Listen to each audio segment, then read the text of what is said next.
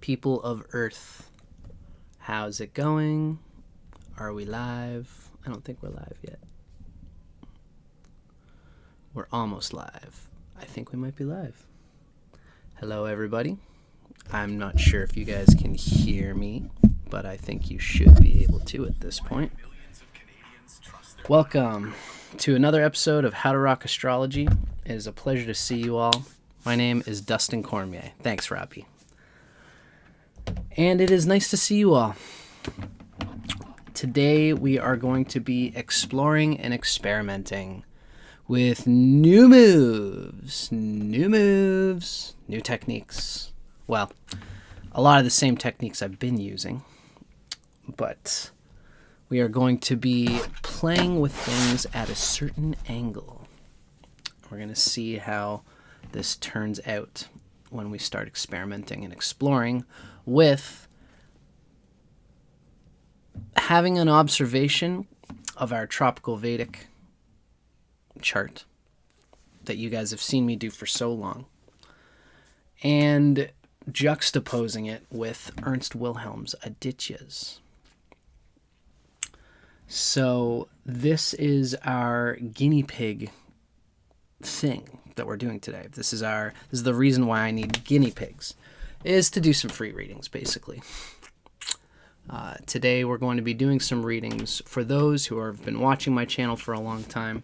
Particularly, I would like to share this with some of my channel members, because I have some channel members who have been hanging out for a long time. We got Robbie here, we got Kassenage, and I'm sure we're going to have more people popping in as we come along, as time drags on. So it's nice to see you all. My name is Dustin Cormier. I'm currently watching my hair unfold in the way that it sometimes does. It's long right now. I got to get it cut, so I'm just watching what happens to it at this present time. Now, before we start, Ksenia, thank you, Ksenia. I appreciate you. Yeah, it's all good. So I think today, first thing to announce is that I have officially begun the process of my artistic writer's life. Well, I've been writing for a long time, and now I am interested in finally... I gotta fix something here. There we go. Changed a little bit. I am now interested in finally getting some of my writing out there. I've actually had a book published for a long time, and now I will be releasing my poetry book to the public as a sort of a re-release to begin my journey as an author. So in order to do that, what is commonly a thing that's done is that authors will get their book out to their audiences, such as my audience with you guys, in order to do Goodreads reviews, as well as Amazon reviews, and also to get people clicking that they want your book as a want to read on their want to read list. These are all useful things for any aspiring artist. So if anybody would like to support my journey as an artist and as a writer, you can check out my Goodreads link. I'm just realizing now that I don't have it on the description of this video yet. Let me just figure that out. As usual, I always figure everything I need out when it is supposed to be already figured out. So I'm going to send everybody, well, I'm going to send it to the chat, a link to this Goodreads thing. And by going on Goodreads, you can throw my book on your want to read list if you are on Goodreads. And that way, my book is going to start to get a little bit of sway. This particular book is going to be a poetry book, so it's not my astrology book just yet. We're starting off with a poetry book that I've done. I did it with some friends in 2019. And that book features poetry as well as illustrations juxtaposed to it. So I'm very excited about it. It's it's a very proud project of mine, something I did with some friends, and it's pretty cool. Now, I'm also offering people, those who watch my show and just big fans of mine, I'm offering advanced reader copies. And I'm doing them for free for the first 10 to 20 people. So if anybody is interested in a free copy of that book, feel free to let me know. You can send me an email at astrology@dustincormier.com. Whoops. astrology@dustincormier.com. Send me an email there, and I will be able to get that thing to you in due and good time. Very good. So it's nice to have you folks here. Like I said, today we have a specific purpose, and we are going to be, for the first time, digging into a new way that I am doing my astrology sessions. I have some information that I would like to convey. And basically, we're going to start really teaching and getting a feel for the Adityas. So this is an entirely new way of doing astrology. And if you stick around and you observe, you are going to see what the Adityas have to offer to the astrology world. It's something that is very exciting. It's something that's Ernst Wilhelm's new baby. And all of his students have been digesting it, rolling it around on our tongues, getting a sense of it, getting a feel for it. And now it is time for me to take advantage of being a part of this thing that is happening on our planet. The Adityas are the true Hindu astrology. They are a system of deity worship that has been somewhat, we wouldn't say lost per se, but Ernst Wilhelm would argue that these are a perennial archetypal system that may have been in strong use at certain times in certain places in India. There's certain places in India that still make strong use of the Adityas. I believe Varanasi is one of them. There's another place I have in mind in particular that makes use of them, where it's just ubiquitous in society. As ubiquitous as in North America, you'd walk to a church, or you'd walk past a church, you'd see a cross. In certain places in India, you'd be walking around, and you would see one of the 12 Adityas doing their thing. So Aditi is the goddess of soul space, of space in a way, and the Aditya are the 12 beings that come from the uncreated soul space and are manifested as harbingers of truth, reality, and love. And that's a key big part of the mythos of the Adityas, is they all have an essence of truth, which we call love. We could almost call it virtue, goodness. But the center of it is a self-love. A self-love meaning devotional, joyful abiding in one's own nature.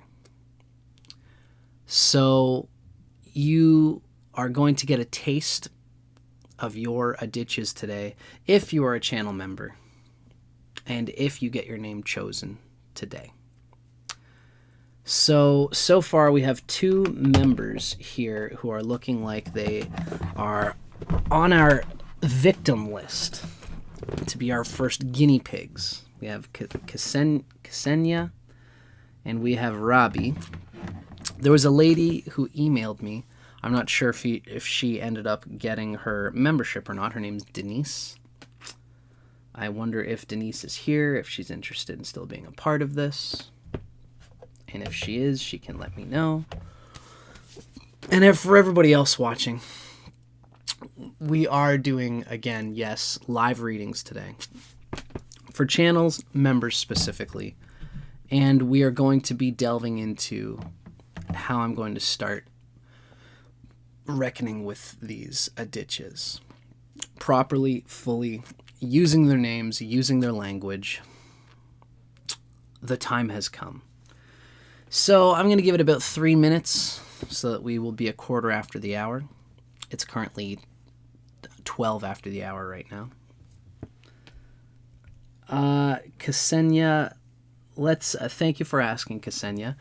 First, let's wait until we choose who is going to be our first lucky channel member, who's going to get the reading, and then we'll start doing our birth details. We will be ready to do so in very close and due time. I think I'm going to do an incense stick first. I have a lovely, lovely, beautiful, wonderful friend who gave me some good incense. And I think this is a good time for us to insist. Let's see here. I'm just going to put this in a random spot and get incense everywhere. That's okay. I'm here for it. Do. We're going to make it work here. Yeah, that looks great. Hi, I'm still here. I'm just incensing. I'm incentivizing myself with a little extra something.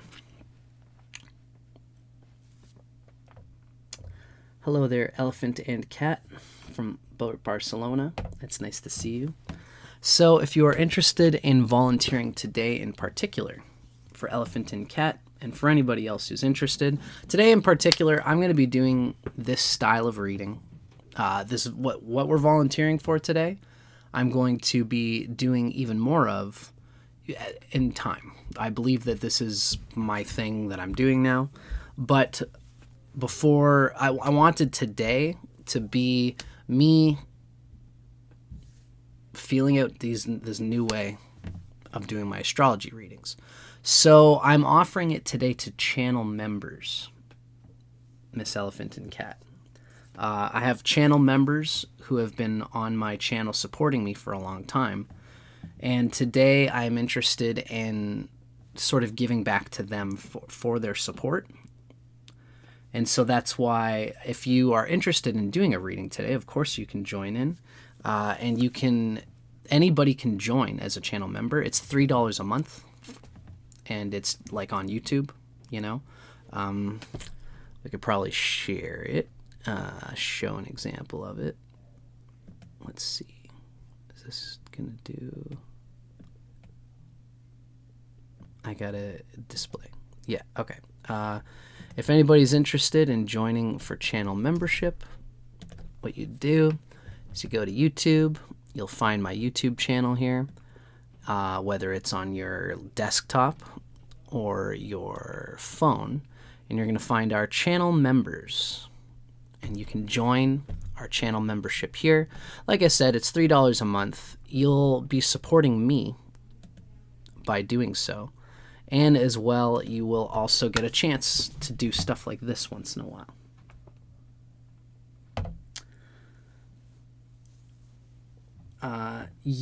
So thank you, Elephant and Cat, for asking about how to volunteer. Yeah, today is specifically for channel members, everybody.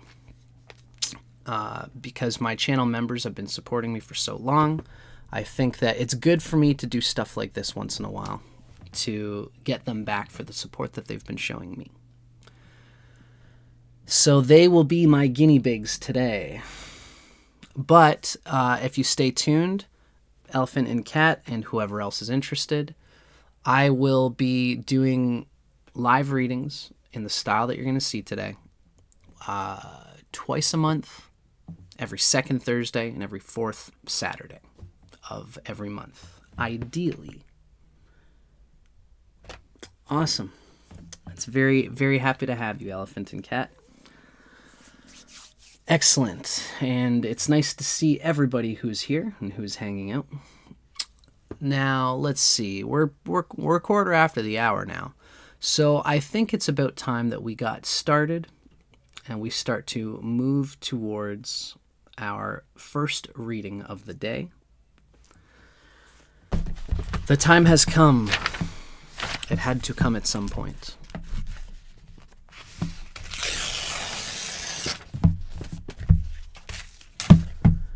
Yes. Inevitably, there must be a point when we rock and roll and we get started with the mission that we have here today. Now,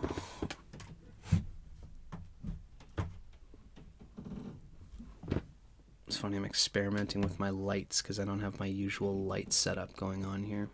Yeah, this is cool. So for everybody watching, again, I'm Dustin Cormier. Our guinea pigs are going to be our channel members today. And for those interested, I'm going to kind of mention this throughout. If you are subscribed to my email list, you're going to hear an email from me soon. I'm going to be putting out a book of poetry. It's my first poetry book that I've done. It's technically a re-release. Elephant and Cat, you have joined us. Very nice to have you as a member, my friend. I'm going to give an answer to Best Mission Ready in just a moment. Thank you, Elephant and Cat, for joining our membership. You now have an opportunity to get a free reading today.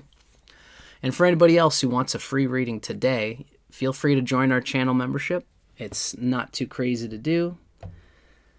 And very nice to have everybody who is here today.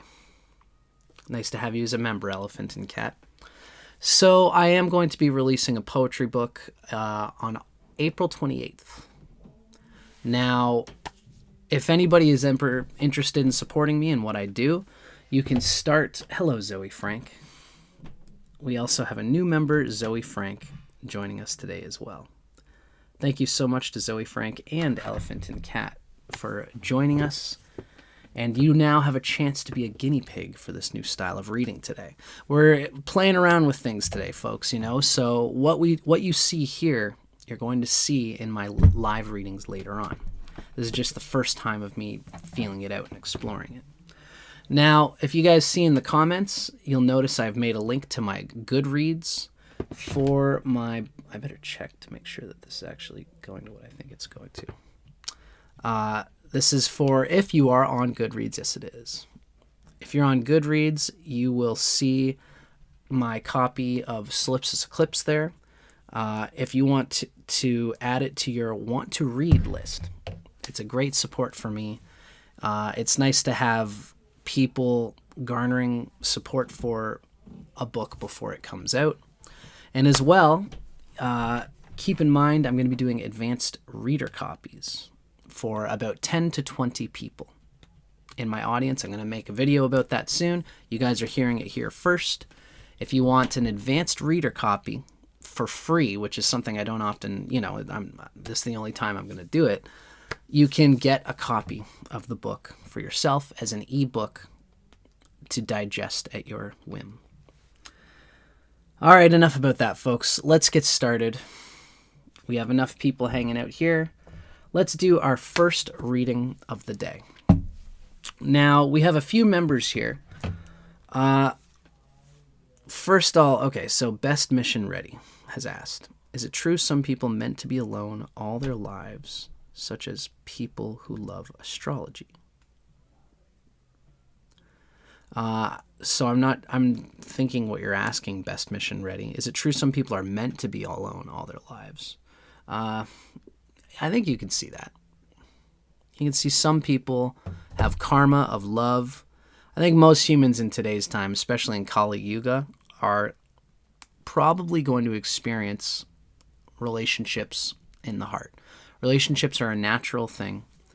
Anybody who avoids any natural human desire has karma there, perhaps for dharmic reasons. Not everybody needs to have a relationship, but I think most people will, and if they don't want to, it's good to be aware of what you might be aware of where that's coming from. Are you avoiding some natural part of human relationships and companionship? Is this because of something that's happened to you in childhood? If it's not any of those things, then you might just be somebody who has that specific karma. Always, such things can be seen in the chart. It's a per person basis, I guess you could say. Now, that being said, thanks for the question, our friend Best Mission Ready here. Now, I've been teasing you guys enough. Let's get started. Let's pick our first member who gets a reading in the style that we're doing today. This is an experimental style where we're going to begin talking about your Tropical Vedic chart, as you guys have seen me doing for years. And then we are going to apply the guts of what we see there onto what we call Ernst Wilhelm's Adityas circle. So, thanks, awesome. Best Mission Ready. I'm glad you got your answer there. And hello, Insomnia Blues. So, Insomnia Blues, my friend, just to let you know, as you can see, some people have joined the channel membership. Today is for channel members specifically to get a chance to get a free reading. And if you like to join, let's do this one more time. I'm going to tease you guys one more time before we get started. This is my YouTube channel. You can go youtube.com/howtorock-astrology. You can come down, and whether it's on desktop or on mobile, you're going to find our members.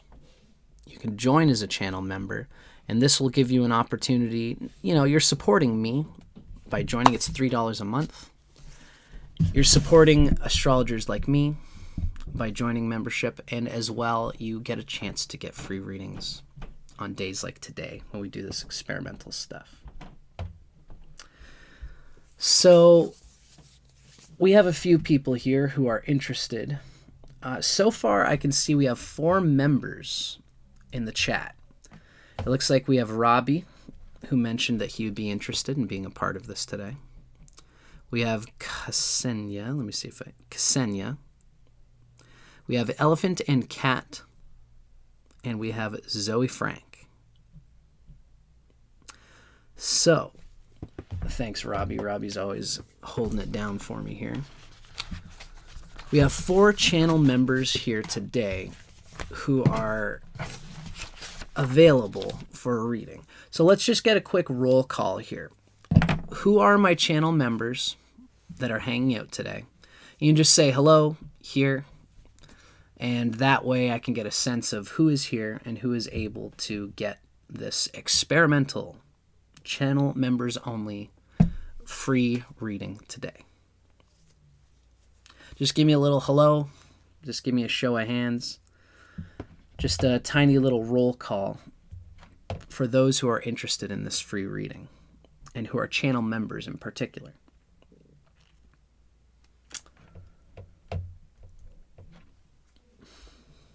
Let me know when you can, guys. We got Robbie. We got Elephant and Cat.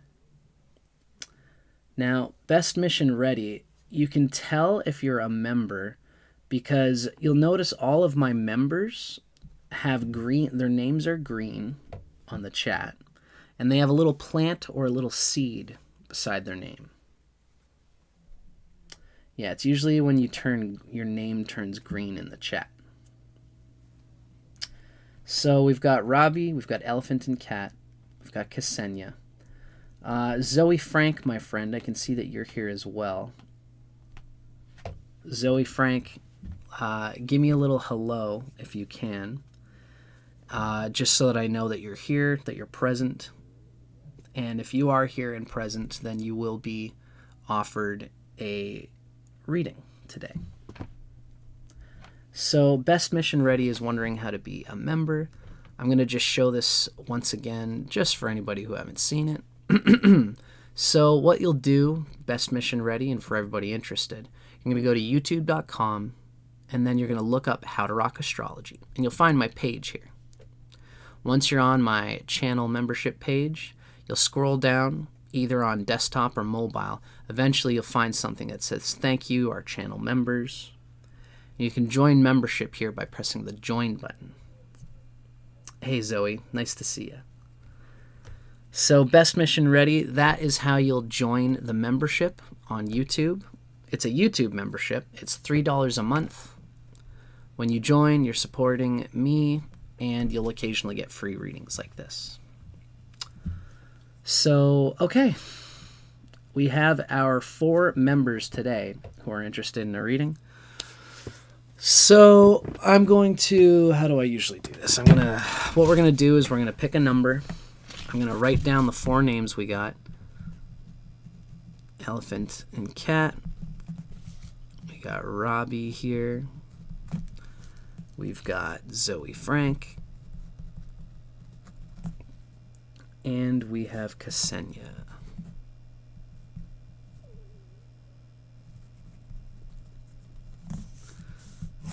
Okay. Those are our 4 channel members, as this is a channel members specific promotion.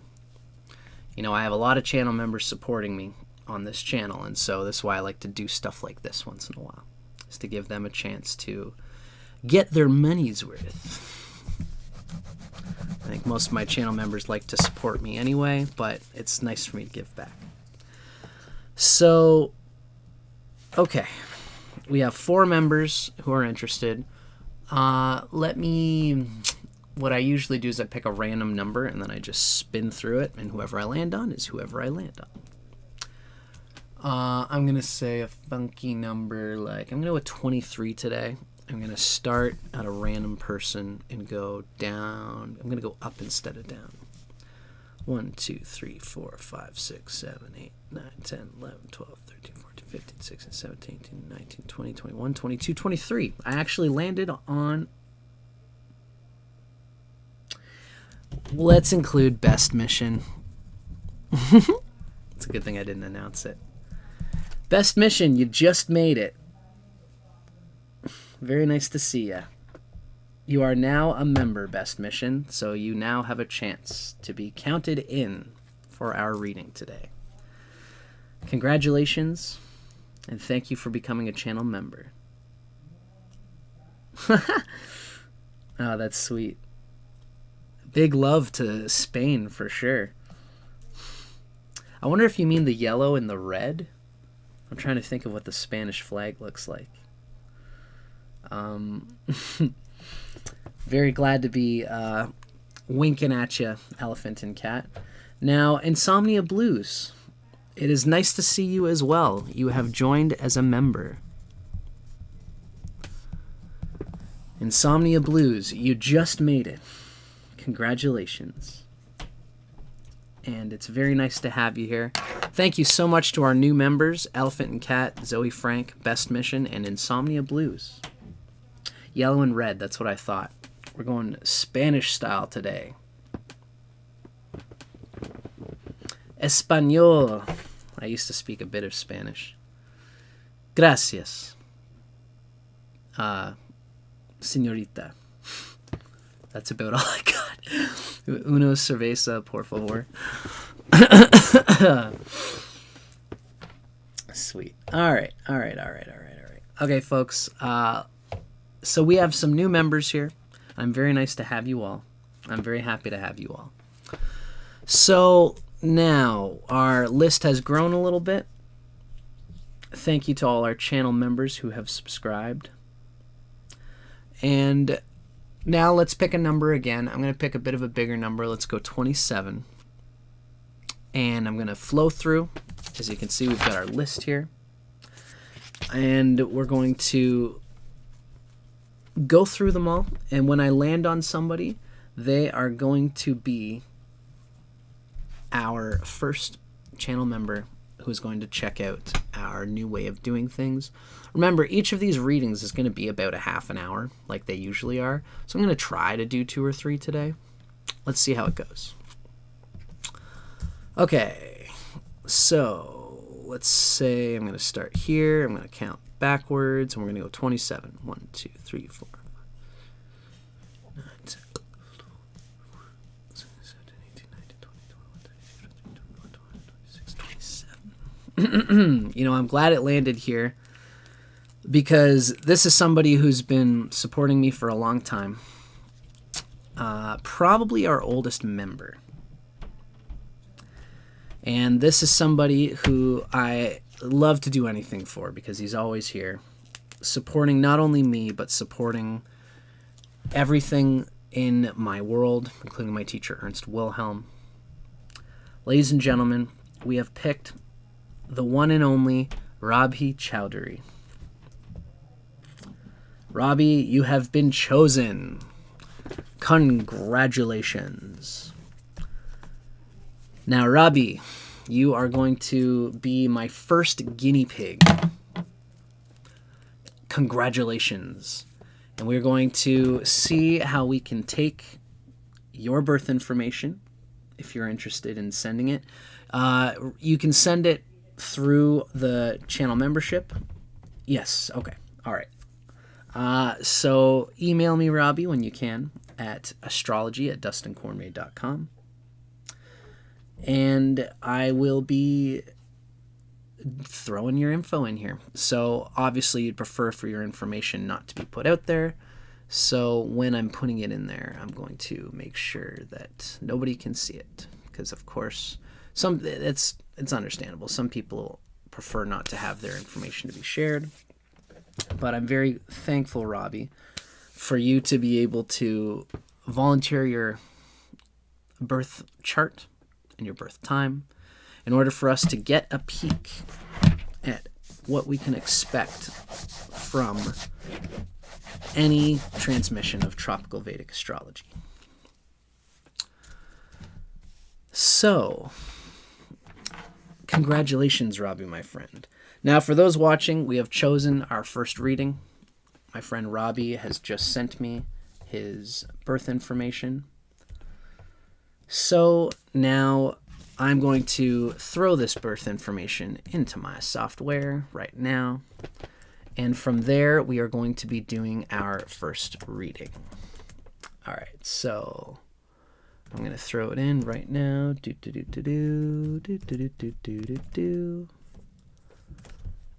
Now, Rabhi, I should know this, but I think it's better for me to just be absolutely sure. Let me know, my friend, if you are... I usually ask if a person is male or female, if you have any pronouns, if you have any particular way you want to be called, if you have a particular pronoun that you prefer. Please do feel free to let me know. I'm pretty sure I know what it is, but it's better not to assume. Now I wonder... I'm going to just experiment with a little something here. Because of the particulars. Yeah. All right. No. Are you going to let me do that?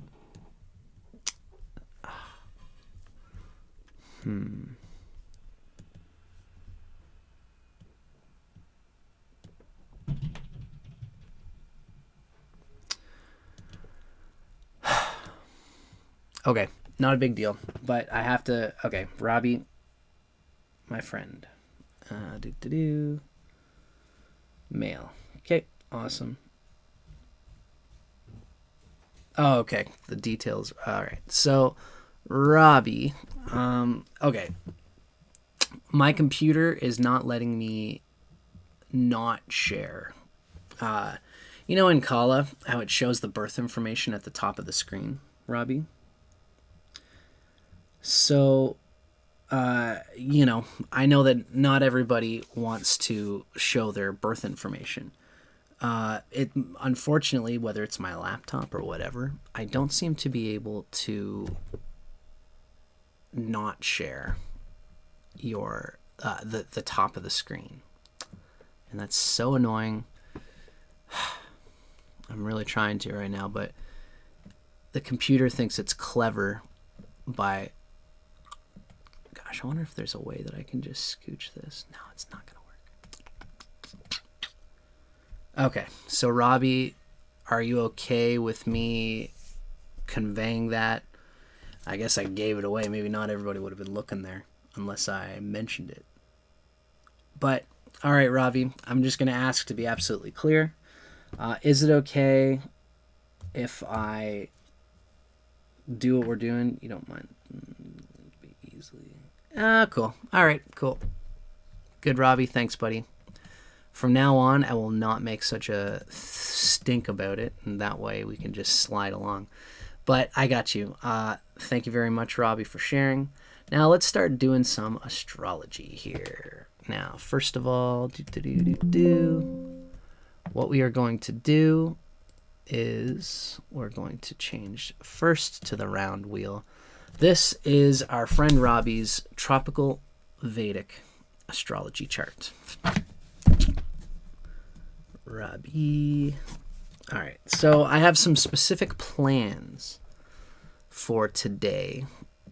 It'd be nice if I had another little extra screen. Okay, I have a plan. Let's take a moment. Video thing 3. So what I want to do here, folks, is I want to put another video capture up. And in order to do that, I'm going to want to take a moment. Hopefully this only takes 1,000 years. If it takes 1,001 years, I might just skip it. Okay. Configure.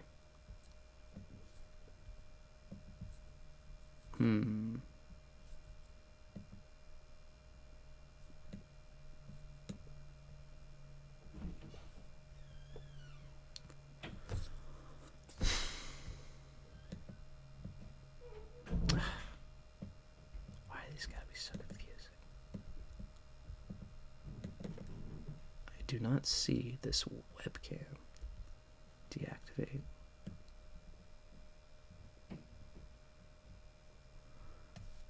Defaults. No.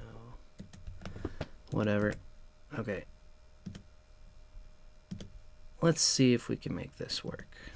So what I want to do is I want to have a tiny little screen of myself while we are going through what we're going through here. If I can do that, that would be great.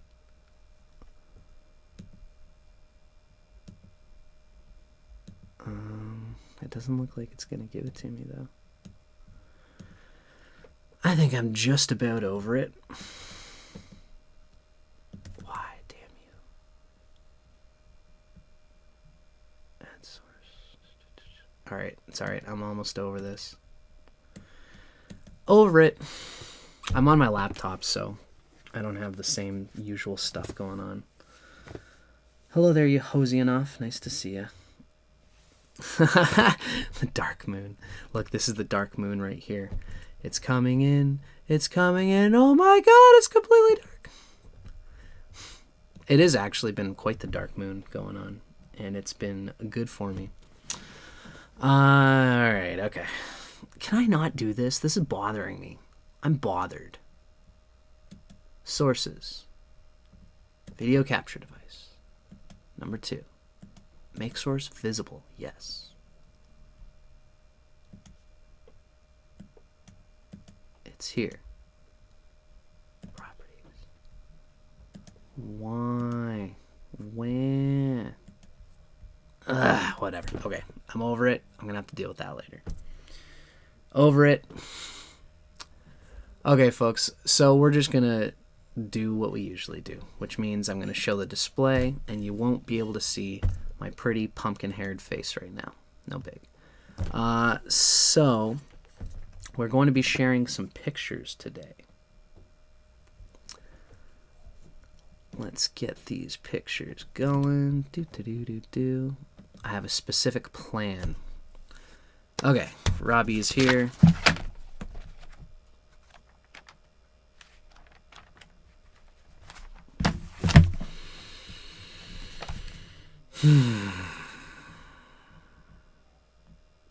All right. So this is what I want to do for every reading that I do on YouTube now. If I can help it. I can see my gain. It's a little fucking louder than it needs to be.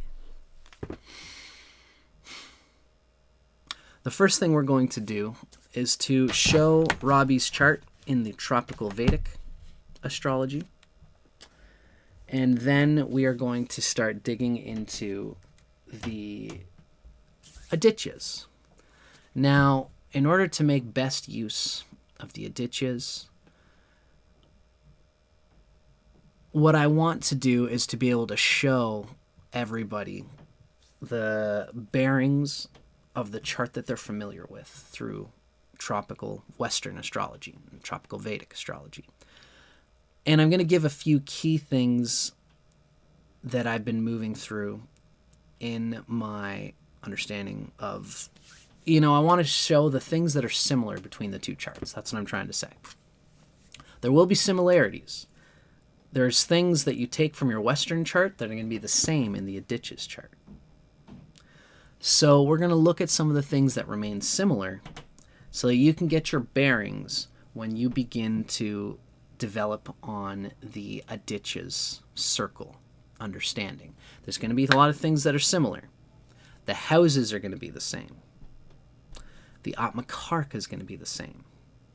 Conjunctions and aspects and such things are going to be the same.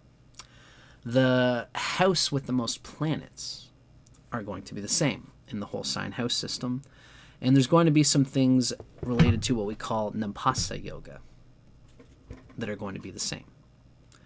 So let's take a little look at Robbie's chart and let's get a peek at some of these things that we're talking about here. Get out of here. All right. Let's go display. Voila, here is Robbie's chart. For the sake of it, we are going to, if we go over our time here, it's not going to be a big deal.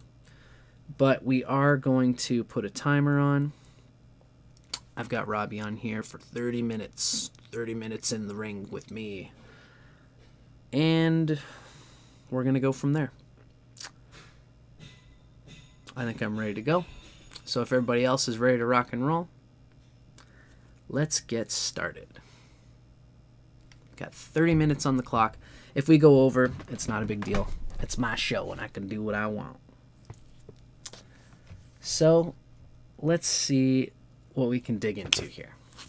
I thank you everybody for being a part of this while I experiment with this new astrology thing that I'm doing here. So here we have Robbie's Tropical Vedic Astrology chart. Now, a lot of the things that you've seen me talk about, I'm going to not put as much emphasis on because we're only stopping briefly to take a peek at some of the things that we can see in Robbie's chart in the Tropical Vedic system. So this is our Tropical Vedic Astrology chart. Some of the things that are going to be universal are, for example, let's take a look at our Atmakarka. So Robbie's Atmakarka is Mercury.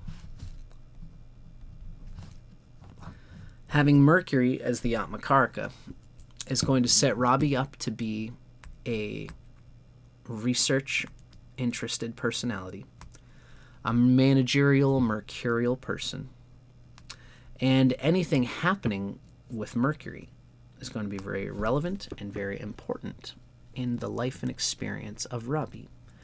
Now, Robbie's Mercury is considered to be combust. Ernst Wilhelm's Kala software has a very wide angle or orb of combustion. I find a lot of charts are considered to be combust when using Atma.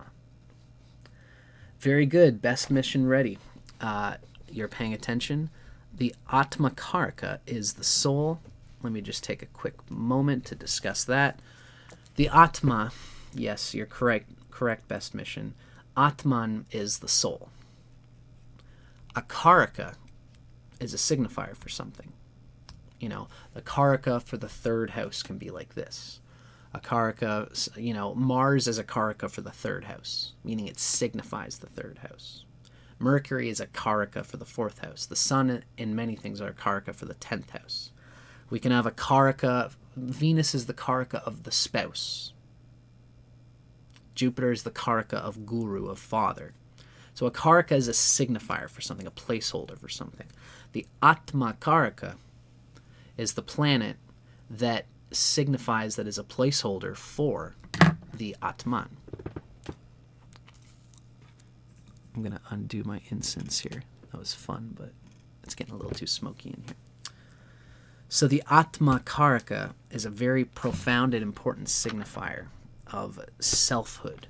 It's almost like the sun, except that for every chart, the Atma Karaka is going to be different based on the planet with the highest degrees in the chart. Now, in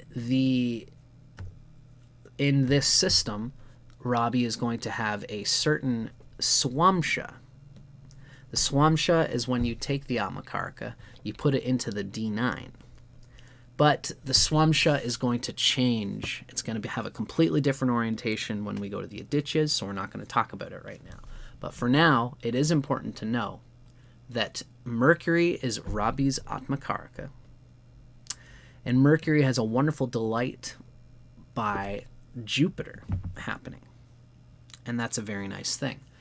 Mercury delighted by Jupiter being the Atma Karaka is going to give... I actually have the same thing going on. Very similar thing going on. I have Venus conjunct Jupiter, and Venus is my Atma Karaka. For Robbie, Mercury is conjunct Jupiter in the 10th house.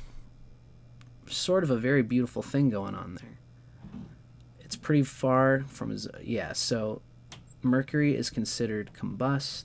It's far, but not from its actual distance on the way combustion is actually calculated. Good, Robbie, so you're with me. So you know that you have a technically combust Mercury, and that's going to cause some trouble. That's going to cause some agitation by the sun.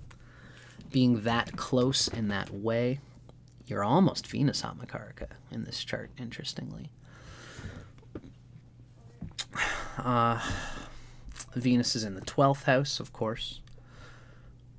So the Atma Karaka, Mercury, is in the 10th house, and it's with Jupiter.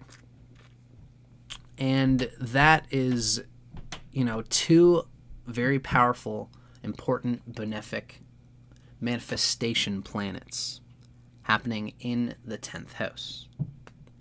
And of course, Rashi aspects are going to be relevant, but not in this initial part of our reading. For now, it's very important to say that one of the key factors we're going to see in this chart is that Mercury is the Atma Karaka. It's combust, which hurts Mercury a bit, but it's delighted by Jupiter in the 10th house. Although it's not quite so close to the 10th house cusp. The 10th house cusp is at 11 degrees, 12 degrees of the next sign over. The sun is actually close to the 10th house cusp, which is a good thing. It's always a benefic thing when you have a planet close to the 10th house cusp. So there's definitely some goodness happening in career there for sure. Now we have the south node. I'm just getting this down. We have the south node in the 9th house, which means there's definitely going to be a interest. Okay, let me see what Robbie's saying. Jupiter's a bad lord. The dignity of my Mars and Jupiter is extremely low, with Mars being low in both Aditya and Tropical Zodiac across all divisions. Gotcha. Let's see. Yeah, I can see that. It's nice that it's, yeah, in the 4th house it's a little bit tough too. Although it's nice, it's interesting that we have, yeah, that Mercury's in an interesting spot there because it's opposite Mars and the Moon, it's giving delight to the moon. And yeah, I mean, shucks. What's funny in Tropical Vedic Astrology, your moon is just absolutely popping. I know that's going to change when we go to the Adityas. Mercury is not the best. Mercury is actually pretty low compared to what we would usually hope for in Shadbala in Tropical Vedic. Again, I'm moving towards the Adityas anyway. So, what we hear about how Mercury is going to change in the Adityas is more of what's important in my world. Okay, so interestingly, that we have the South Node in the 9th house, and its lords are actually going to stay the same when we go to the Adityas. Saturn is going to be a little happier, but Saturn's in the 7th house. Saturn is happy in the 7th house. Something we definitely see happening is this Chandra Mangala.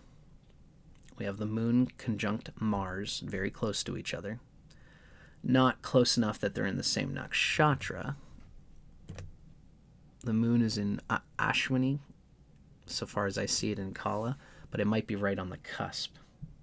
I wonder which one. I wonder if you've dug into your chart for a while, Robbie, so I wonder if you identify with Ashwini or if you identify with Bharani.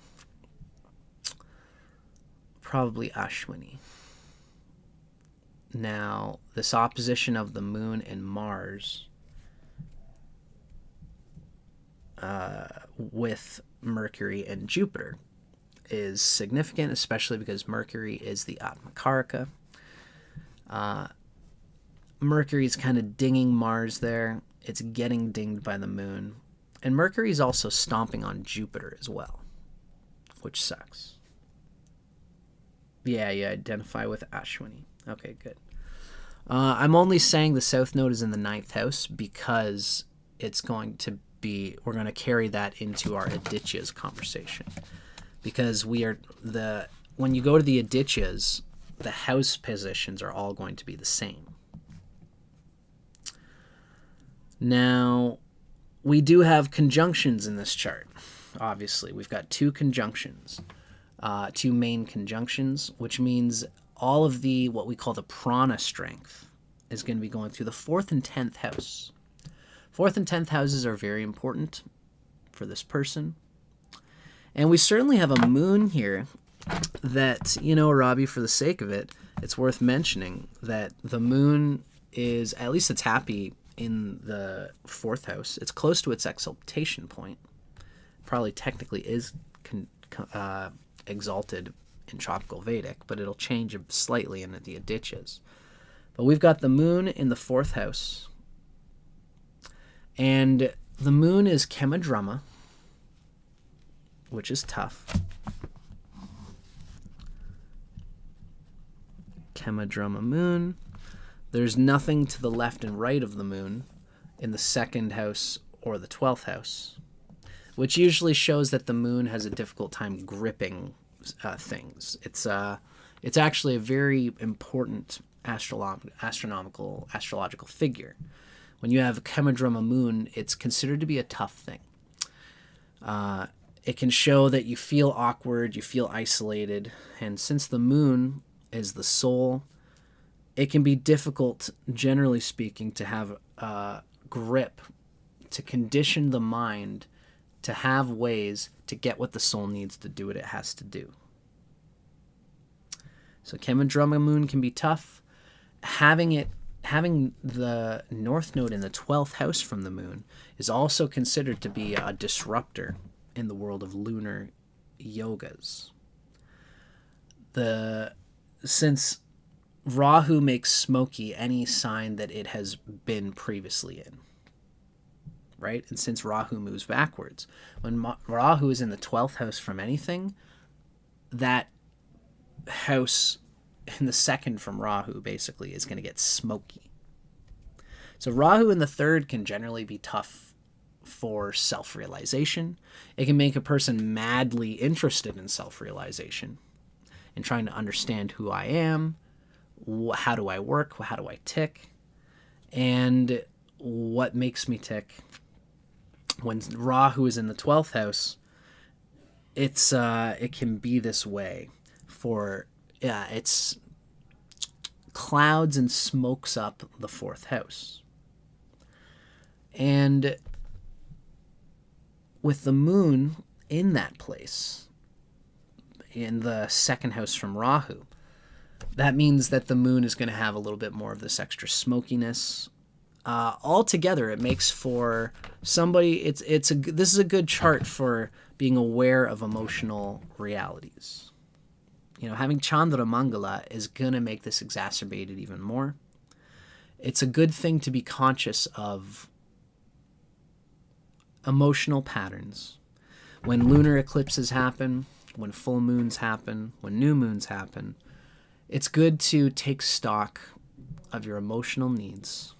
This is the type of person who would be well served to remember that the world is all around you to be a part of your creation of what you are and who you are, creating an ideal environment for yourself, creating an ideal home for yourself, having soul bliss in the depths of yourself. So, worth considering for yourself, Robbie. Now, this is all stuff that we're not even talking about signs. This is just a very clear, important, and relevant signature in this chart. Now, we can see since we have 2 conjunctions, that's going to mean that we've got a 5 chart. 1, 2, 3, 4, 5. Yes, that's correct. The Rahu-Ketu axis is definitely doing a lot in this chart, Robbie, for sure. Now, Kamadrama, Rahu in 12th. Now, what's worth mentioning here as well is that there's going to be of a strong importance on the position of Jupiter. Yes, yes, yes. Now, let's start to dig into a little bit of... you know what, guys? The next thing we're going to start to dig into is... Let's see here. I'm going to currently pause. I'm going to pause our timer for a minute. The next thing we're going to get into is Sankhya Yoga, which is a part of our Nabhasa yogas. It's very important. I'm happy to convey it here. But first, I suddenly got to go to the bathroom. It is what it is. So let's take a quick bathroom break here, folks. I was feeling like I should before we started, and my body has a clock of its own. So let's take a quick break here, folks. We're going to do a bathroom. Shouldn't be longer than a minute or 2 or 3. And then we'll come back. We're going to finish Robbie's chart. We're only 15 minutes in. We haven't even started with the Adityas. It's probably going to be longer than 30 minutes. But I appreciate you guys. And let's take a break, and then we're going to come right back. Okay? See you guys in a sec.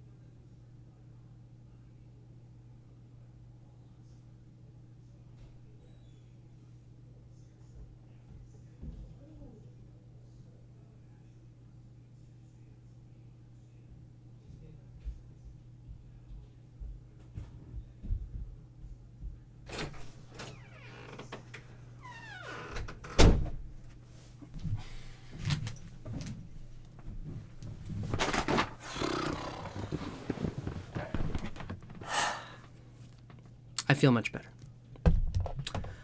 That was important, ladies and gentlemen. Sometimes when you gotta go, you know. Yeah, I'm gonna blame it on the smoothies. I've been drinking these smoothies, and they're really good for me. But they move right through you. Okay, everybody. We're back. We're live at 5. So I hope everybody's still here. I hope everybody is with me. It looks like everyone's still chilling. Now, let's get our timer going back. We've got 15 minutes left, as you can see. But like I said, we're probably going to go longer here because we're feeling things out. We haven't even started on the Adityas yet. But this is what's to be expected on a reading like this. So, now, the next thing we're going to delve into is something called the Nabasa yogas. Nabasa, it typically means the celestial formations. This is a yoga that is considered to be foundational. When you are doing any readings, 1 sign, 2 sign, 3 sign, 5 sign yogas have this challenge to them that must be overcome. Correct, Robbie. Very good. The 5 in particular can go one way or the other. So, there's 4 main types of Nabasa yogas. We are going to mention 3 of them today, and the third one we're going to mention when we get into the Adityas. So Nabasa yogas are celestial formation yogas. I should make a slide for them just on their own. It's the formation of all the planets prior to looking at anything in the chart. It's very classic, absolute introductory things that the old ancients would ponder before they even get into a chart. This is something I believe, unless Ernst has changed what he does, this is one of the first things that Ernst Wilhelm looks at when he reads a chart. They are considered yogas of permanent character, which means they will always be there no matter what dash is going on, whatever. And so you're going to hear me talking about this in people's charts as we go along. So let's see. There are 2 Nabasa yogas we can speak to in Robbie's Tropical Vedic chart that translate into the Adityas. The first one is simply, let's take a look at, first we're going to take a look at Sarpa or Mala yogas. I believe these are called Dala yogas, which is, it's like a leaf. It's like, how is this chart unfolding? And how it unfolds is going to depend on so this first one is very simple. This is how many benefics are in the angles and how many malefics are in the angles. If there's more malefics than benefics, malefics cause Sarpa yoga, benefics cause Mala yoga. Now, our friend Robbie here is someone who has a little bit of both going on. I myself, to remind the audience, I have deep Sarpa yoga, and it's been very good for me to realize this. I think Ernst Wilhelm often will specifically tell people, he doesn't always tell people the Nabasa yoga unless it's highly relevant, but he'll always tell people if they have a deep Sarpa yoga, like I have. So think about it. You have malefics in the angles, 1st, 4th, 7th, 10th houses. It's like you're being coiled by a serpent. Mala yogas is like a rosary. You know, those rosaries, I don't have mine here. I got mine upstairs. The little beads that you put around you, and it's a protective thing. So Mala is when you have benefics. Sarpa is when you have malefics in the angles. Now, our friend Robbie here has Mars and Saturn as clear malefics in the 4th and 7th house. And then we have the benefic moon because the moon is waxing. It's in a nice place from the sun. This is actually a pretty poppin' moon, really. No wonder it's doing so well. Especially in Tropical Vedic chart, this moon is poppin'. And so we have the benefic moon, and we have Jupiter and Mercury. 1, 2, 3, 4, 5 planets in angles, which is pretty crazy in itself. And 3 of them are benefics. Mercury is always considered a benefic in this Nabhasa yoga system. So Robbie's chart has more benefics than malefics. We are happy to say Robbie technically has a Mala yoga. And that Mala yoga, although it's like a +1, because he's got +3 benefics and angles, -2 malefics in angles, equals 1 +1 benefic in the angles. That's going to give more luck. Things are going to unfold well. It's generally considered to be a very good thing. Now remember, this is one of the first central things that the old guys would look at when they were doing a reading. So it's relevant to consider the blessing. It's kind of got a bit of a guardian angel energy that can come. So for everybody, if you're interested, this is one of the simplest yogas that you can look up. Just look up in the whole sign house system. Do you have more benefics in the angles, or do you have malefics in the angles? Do you have any at all? Some people don't have any at all. And you can still remember, if you've got Sarpa yoga, if you've got more malefics in the angles than benefics, you can still be a cool, amazing human being like me, because I have +3 malefics in the angles. And it was useful for me to realize that, because life has been tough for me. It has unfolded in tough ways. I'm sure you guys will all see that in my poetry and writings as I come along with it. So Robbie's got a little bit of guardian angel energy, and that's a nice thing to have. So Sarpa yoga, we begin, the Nabhasas, well, we usually begin with what's called a Shreya yoga. We're going to get to that. Then we have Dala yoga, which is this idea of Sarpa and Mala yoga. Now the next thing is Sankhya yoga. And Sankhya yoga, just to give a little explanation, I should make a thing on this, and I'm glad I'm going to write this down. See, this is why we're running through this, folks. Okay, picture of all Nabhasya yogas. I'm writing it down in my book, making notes, because this is an experiment in my style. And I appreciate you all for having your patience and playing around with this. So Robbie has Mala yoga. Now the next thing is what we call Sankhya yoga. And of course this relates to numbers. It relates to Samkhya philosophy a little bit, but the M is going to change things. Samkhya relates a lot to yoga, Patanjali, and even before Patanjali. Sankhya is going to relate to numbers, basically. It's finding the union of divinity through the manifest expression of multifold numbers.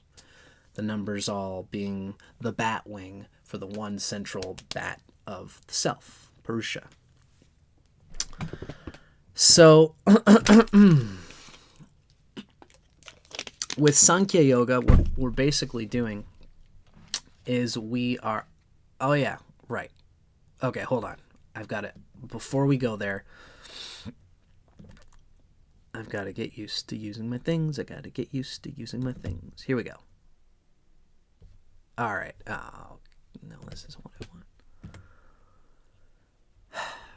Open with photos. Okay, so hopefully you guys can see what I'm looking at here. This is Mala Rosary Yoga. Let's just take a quick moment to discuss what Mala Yoga is all about. I know we've talked about it a little bit. Obviously, you guys know if you have more benefics and angles, then you are going to experience Mala Rosary Yoga. So, A mala is a rosary, a wreath, garland, necklace. It refers to the arrangement of benefic planets around the angles of the horoscope. When we have mala yoga, it's expected that life is full of more good things that come easily and readily. We can expect the unfoldment of good results from karmas and the continued performance of good deeds. Life unfolds smoothly and happily. The person finds themselves supported in their endeavors. Important events occur when desired, so the native looks forward to them. Usually this will mean that good things are going to come because the benefics in the angles are attracting the fortune, where the person has the consciousness to speak to what they want to do, and in the angles, the seeds of what they desire, because benefics bring us what we desire, the seeds of what we desire are being spread in the angles. We give goods to others and it's going to come back to us. Those with mala yoga have the fortune of making the right decisions that bring about the best results. They feel good about themselves and their actions, making this person, generally speaking, a joy to be around. Now, this is important that we all know that, this is an important yoga. It's a foundational yoga. It is one of the foundational celestial yogas. And so they don't take this lightly, but it's good to recognize, again, that whether you have sarpa or whether you have mala, it's especially if you have a strong sarpa yoga or a strong mala yoga that you'll really see it borne out. These are foundational for a reason, but like anything, there's many things in the chart that convey good or bad. This is just one of the first strokes of consciousness.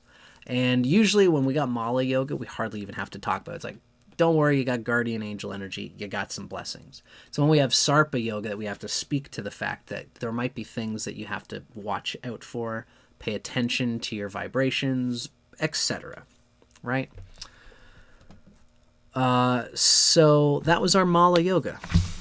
Now let's next speak to the next dimension, which is, again, Sankhya yoga. So Sankhya yoga is going to relate to numbers, and it relates to how many signs are occupied by planets in the chart. If you have conjunctions, obviously this is going to limit how many planets are in there. So because Rabi has 2 conjunctions, see, if you got all 7 planets in different signs, then you have the Vina yoga, which relates to the number 7, which relates to Saturn. If you have 1 conjunction in the chart, then that means that you have planets in 6 signs. That's going to be, I need to have the name, not Vina, but Dhamma. That's going to be Dhamma yoga. And Dhamma yoga relates to Venus. So it relates to the number 6. This is, of course, following the numerology that we know from the days of the week, which is classic Vedic numerology. So let me go from this way. If you have all the planets in one sign, which hardly ever happens, but historically it has happened and it does happen. Like we just recently had the 2. But I'll say this. If you got all planets in one sign and you're born at that time, you have the very first of these, which is called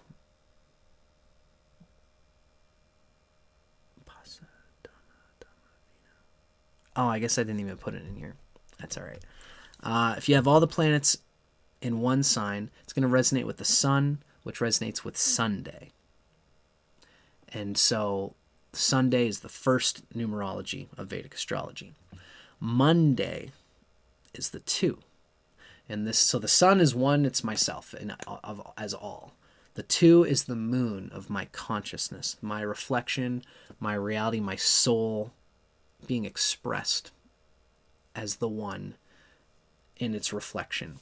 That's 2, that's the moon. So if you have all the planets in 2 signs, which again did just recently happen, with all the planets in tropical Aries, and then we had Jupiter in Leo. That's a very rare thing, kind of a crazy energy that recently happened. All the planets in 2 signs is going to have lunar energy. Now, all the planets in 3 signs is going to have Mars energy, which relates to Tuesday, Mardi. Then Mercredi, Mercury, that has to do with number 4. When you have all the planets in 4 signs, it usually means that there are 3 conjunctions in the chart. If there are 2 conjunctions in the chart, like we see with Rabi, then that means that we have planets in 5 signs. And this is the Sankhya Yoga known as Pasa. So let's take a little peek at it. It's going to sound grim and grisly, but this is just how, remember, with a lot of things in astrology, it seems more extreme than it needs to be. We have what's called Pasa. It's Noose Yoga. That's all right. Our time is over, but we're still flowing here.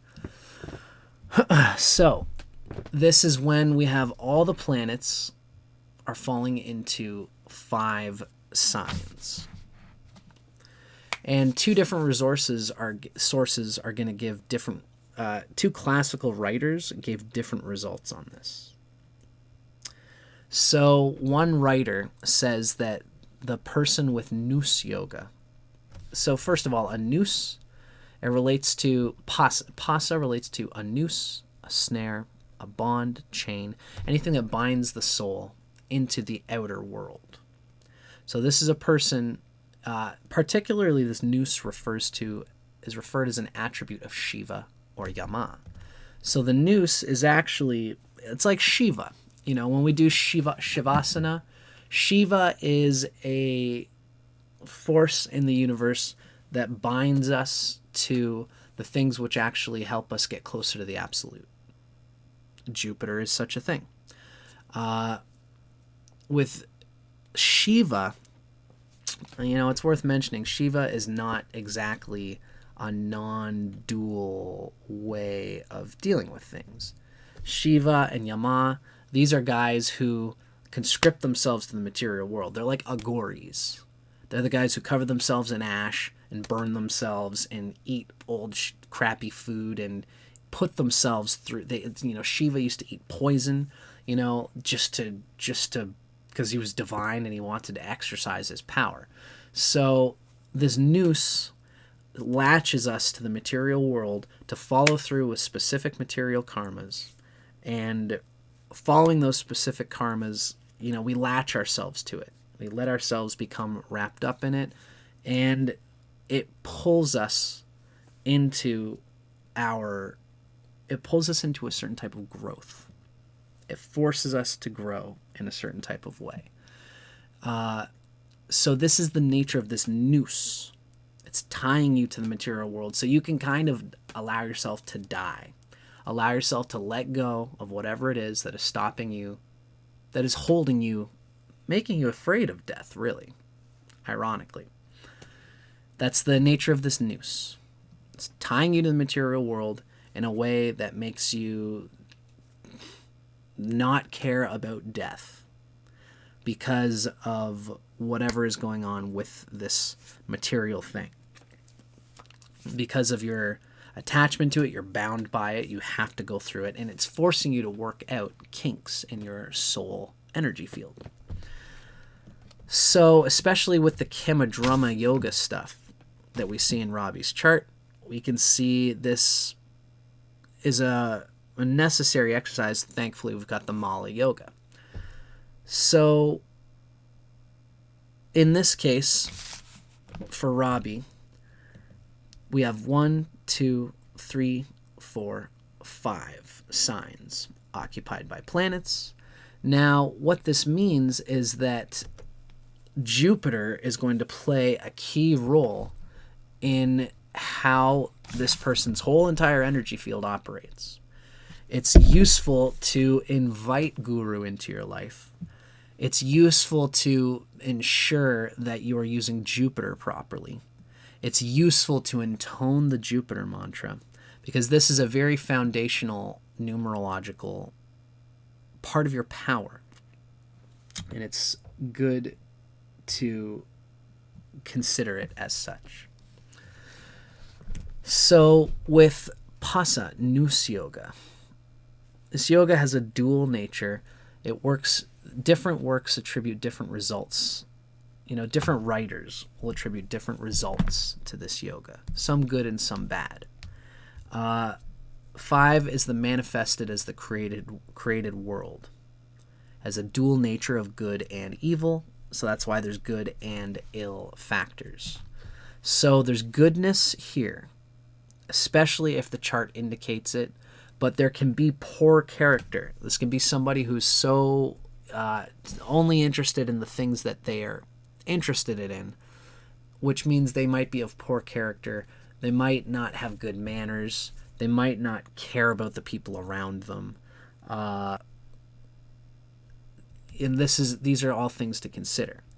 So we want to look at the Atmakarka, the sun and moon, and other good character supporting yogas. We have Mala bead yoga here, which is really going to help with this yoga. And this will manifest factors indicated by chart showing security and capability, but it does the opposite to charts that show the opposite. So this Nous Yoga is an amplifier for whatever character goes into it. Now, if Jupiter is well placed in the Rashi and Navamsha, this person will have knowledge, wisdom, and good fortune to help choose the highest and best path. So if Jupiter is poor, they might find themselves in difficult situations. So for this person, in order to really get a feel for what's going on with Jupiter in this chart, it's better for us to look at the Adityas. And so now it is time. So this turned out very interesting, this little experiment here. We're going to go, let's see, I'm going to go like this. Wada boom. Voila. We now have the Aditya zodiac. And this is, of course, the same chart conveyed through Ernst Wilhelm's Adityas now. We can see now we have the ascendant in Parjanya. And, of course, we have Rahu in the 3rd house. We have the moon and Mars in the 4th house. We have Mercury and Jupiter over here in the 10th house in Amshu. We have Saturn in the 7th house. We have the same Kamadrama yogas. We have the same chart in the same houses. So now we can really start to actually break down this chart a little bit more in the Adityas sense. So we're only just now getting to the Adityas, and we're a half an hour into this reading. So I got to tighten this up. I'm going to say this for the sake of it. This has been interesting, this experiment, because I want to talk about the Nabasa yogas. They're very important. They're so foundational to astrology, but I can see that it has taken up a lot of time. I have a feeling that as we go through it on my channel, if I do it enough times, people are going to begin to get it. They're going to begin to understand the consciousness and the relevance of it. So for the sake of Robbie here, yes, we have Mala yoga, which is a positive thing. It's going to help a lot with this Pasa yoga. Pasa yoga is when you have planets in 5 signs. That's the Jupiter resonant element. So it might be worthwhile for us to take a peek at Jupiter in what's considered to be the Adityas and see how it's doing. Now, thankfully for Rabi, when we turn his chart to the Adityas, Jupiter is doing very well. It's actually, I think, doing a lot better than it was in the Tropical Vedic system. We now have his Shadbala, his Jupiter is at 500. It's his second best Shadbala planet. It's at 130% of what it's required to do what it has to do. And it's almost its highest Stanabala planet. So Jupiter is certainly present in Rabi. I could relate to this because Rabi he's interested in astrology. You know, he's somebody who I've definitely seen on here doing a lot of astrology work. Hello there, Loris. I wonder if Loris, I think I've seen you on Ernst Wilhelm's forum. And I think that I see you doing a lot of work for us. I'm going to just say this. I'm going to continue with Robbie, but I'm going to say hi, Loris. Loris, I think that I've seen you on Ernst Wilhelm's forum, if you're the person I'm thinking of. I see you doing a lot for the Adityas. High five. I'm here with you, doing what we can to describe the Adityas and to bring it to the world. That's what I'm looking to do today with these chart readings that I'm doing. So thank you for popping in, my friend. Now for Robbie, yes, we do have Jupiter is doing much better in the Adityas circle. The Vimshopak, the dignity of Jupiter in all of the Vargas is looking much happier. We have Jupiter with still difficulty in its yoga power. Still doesn't have the greatest yoga power. And Jupiter is in the sign of Amshu, which is resonant with Jupiter. In fact, we can see Amshu is considered to be our highest prana strength for our friend Robbie here. And you guys are going to see why when we, I got lots to talk about, but we're talking about Jupiter right now, so it's worth it. When we look at Amshu Aditya, and this is our friend Amshu here, if I'm not mistaken, I think Loris might actually be 360heartsinthesky.com.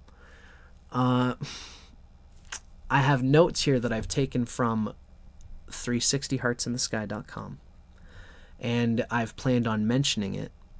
And yeah, so I think that this might be Loris's stuff here.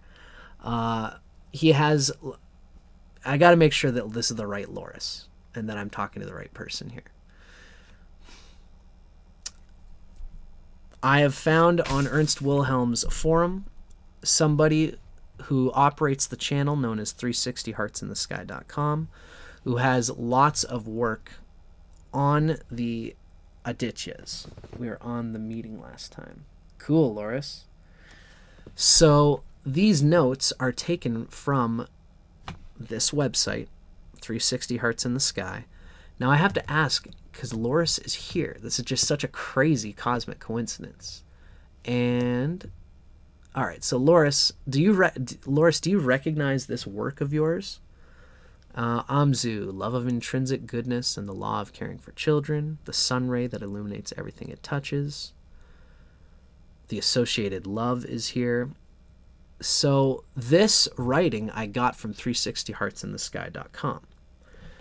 I have to check with this because Loris is here. I have to stop the presses for a second because I am thinking about the fact that I did just pull this online from one of Ernst's people. And now I'm feeling like I should just take a minute and make sure that that this is okay. Yes, I did, Loris. Yes, I did the database also. So the universe is doing this for a reason. It's nice to see you, Loris. Loris, I've taken the information from your website, and I've been planning on, because it's the best data resource that I've found for the Adityas. It's all right there. You put it in a way that I can see, that I can share with my followers. And I should have probably asked you if I could do this first. I have a habit of just pulling things off the internet and being, oh, that's the thing that I need. It's funny, I've got an emphasis of Anshu myself. Yes, it's your website. Feel free to use it. God bless you. I had to say that, for a second there. I was like, man, I really hope that Loris is okay with me doing this. And I'm glad that worked out. So Loris, thank you for providing the information that we are learning from. As we can see here, for the sake of it, you guys are watching this for the first time. Let's check it out. 360heartsinthesky.com. 360heartsinthesky.com. I know that you weren't looking for, what would you call this, promotion or anything like that, because I know that you're putting this information out here for everybody's use in order to understand astrology. Now, for everybody interested, this is 360heartsinthesky.com. Now, we can go to the signs, and there's great information about the classical signs on here. We have PAC astrology, and you can even do your own astrological portrait. And this is our guy here. Let's see, well, all sorts of things here. What we're looking for is the Aditya zodiac research. So on here, you can find out all about the different signs of the zodiac. Yeah, thank you, Loris. Don't worry, pal. I just, I was planning on showing everybody this anyway. So now what I want to do is I want to be able to see. You have an actual calculator on here. Chart readings, custom reports. Oh, wow, cool. All right, so I'm going to explain this to Loris real quick here. So this is, for the first time, I'm using the Adityas. So I want to be able to convey my resources anyway. So that's why, I'm not oh my god, I have to show my sources for Loris here. What I'm trying to do here is get a handle on showing my sources for my viewers so that everybody can see where I'm getting my information from, because it's relevant and useful for all of us. Loris has a great, what would you call it? A calculator. Now, I wonder, Loris, is your calculator, let me just ask Loris straight up. Is your calculator something that you are showing to the public and are interested in someone like me conveying it? Because it was your astrology chart calculator that I got my information from about all of my own zodiac signs, of my own Aditya signs, as well as the little tiny database that I've created for myself here. So, what I'm looking for, Loris, is how to find that calculator. And I'm sure that it's in here somewhere. I guess I've just got to poke around for it. So we have Ernst Wilhelm's chart calculator.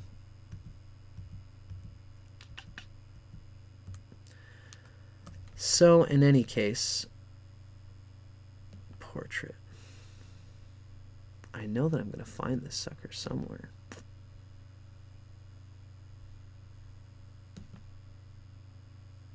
Well, I'm going to have to digest that.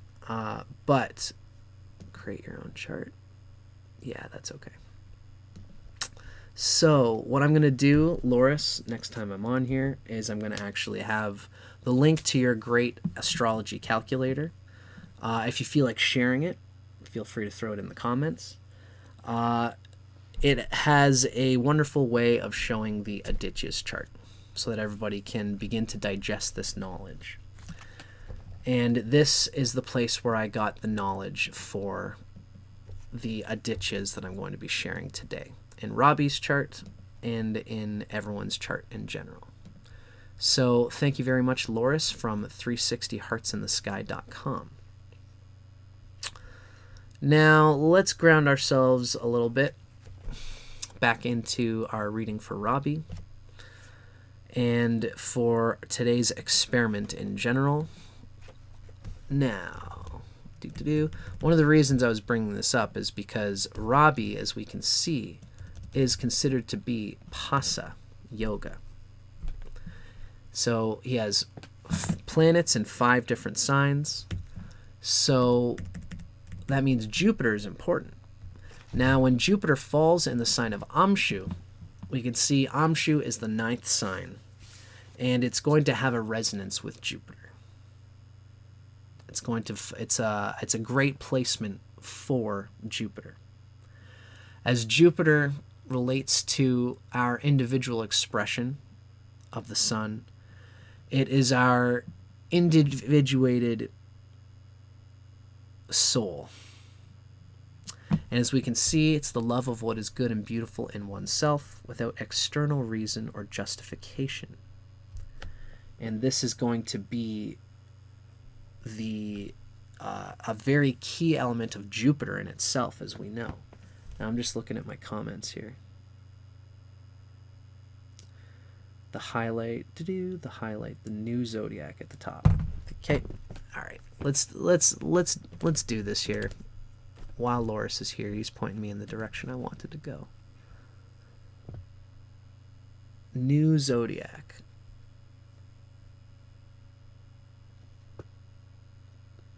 The highlight, the new zodiac at the top. The signs, new zodiac. Oh, okay. Thank you, Loris. I guess I was not touching the one that was underlined. All right.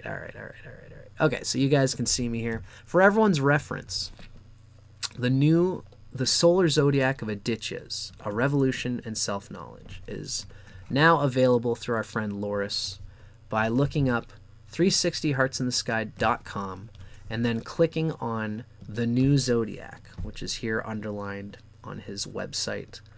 And it is here that you can get started. You can read the introduction to the Adityas, and as well you can manually enter the data for your birth chart. As we can see, I've already got mine here. And when you calculate it, you will get a view of your own personal Aditya zodiac chart. And it's free. He's going to give you all the typical things you'd see, like your zodiac elemental dispersion, the planetary positions of your planets and cusps in the zodiac. He's going to give you your dominant Adityas, which is very helpful. It's something that I'm kind of working through with Robbie on our thing right now. So I'm glad that I got to share this because Loris has put in a lot of time. I was working on the software version. Cool. Loris, buddy, I'm very happy to share your work. You've done a lot of work for those of us who are getting into the Adityas, and I'm happy to be able to be sharing it on my website and on my YouTube channel because I use it because it's great information. So this is one of the sources that we're going to see, everybody. And I'm going to try to mention it every time I can because we are making use of it in these readings. So this is where I'm getting this knowledge of Amshu, Aditya. And to bring it all back, it's very nice to have Jupiter falling into Amshu. It's an excellent expression for Robbie's sake. As well, Amshu is Robbie's strongest, is the most prominent Aditya for Robbie. Now, let's take a minute to digest why that is the case. In the case of our friend Robbie here. So, different ways, there are different ways of conveying what makes an Aditya the most prominent Aditya. In this case, Robbie's most prominent Aditya is Amshu because we have a planet like Jupiter falling into the Aditya that resonates with it.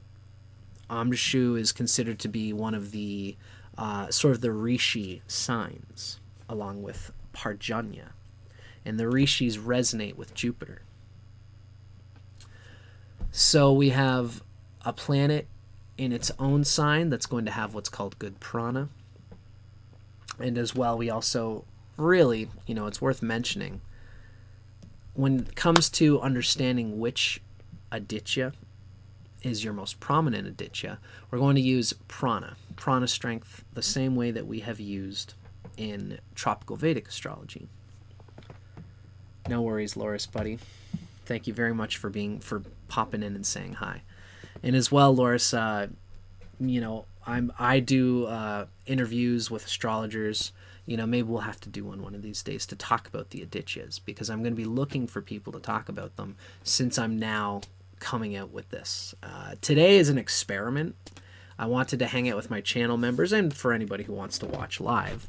And jump in there and mess it all up, because I'm still very new to these Adityas. But that's why I haven't announced it as I haven't announced myself as being an Adityas astrologer. I am, and I'm doing the work. But I wanted to come on and experiment with how to start talking strictly about the Adityas. So that was my experiment today.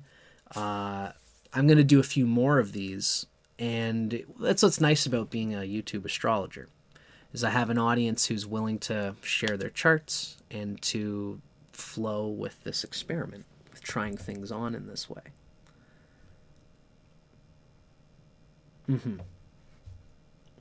So there's also the retinue. Yes, there's lots to these Adityas that there's still lots to go through. For now, I'm working strictly on the sign basis with these Adityas and using everything that I know from Tropical Vedic Astrology, applying them to the Adityas. The depths of the Adityas knowledge is still coming through me, and that's why we are practicing it here on my channel. So, okay, now for the sake of where we're at with our friend Robbie,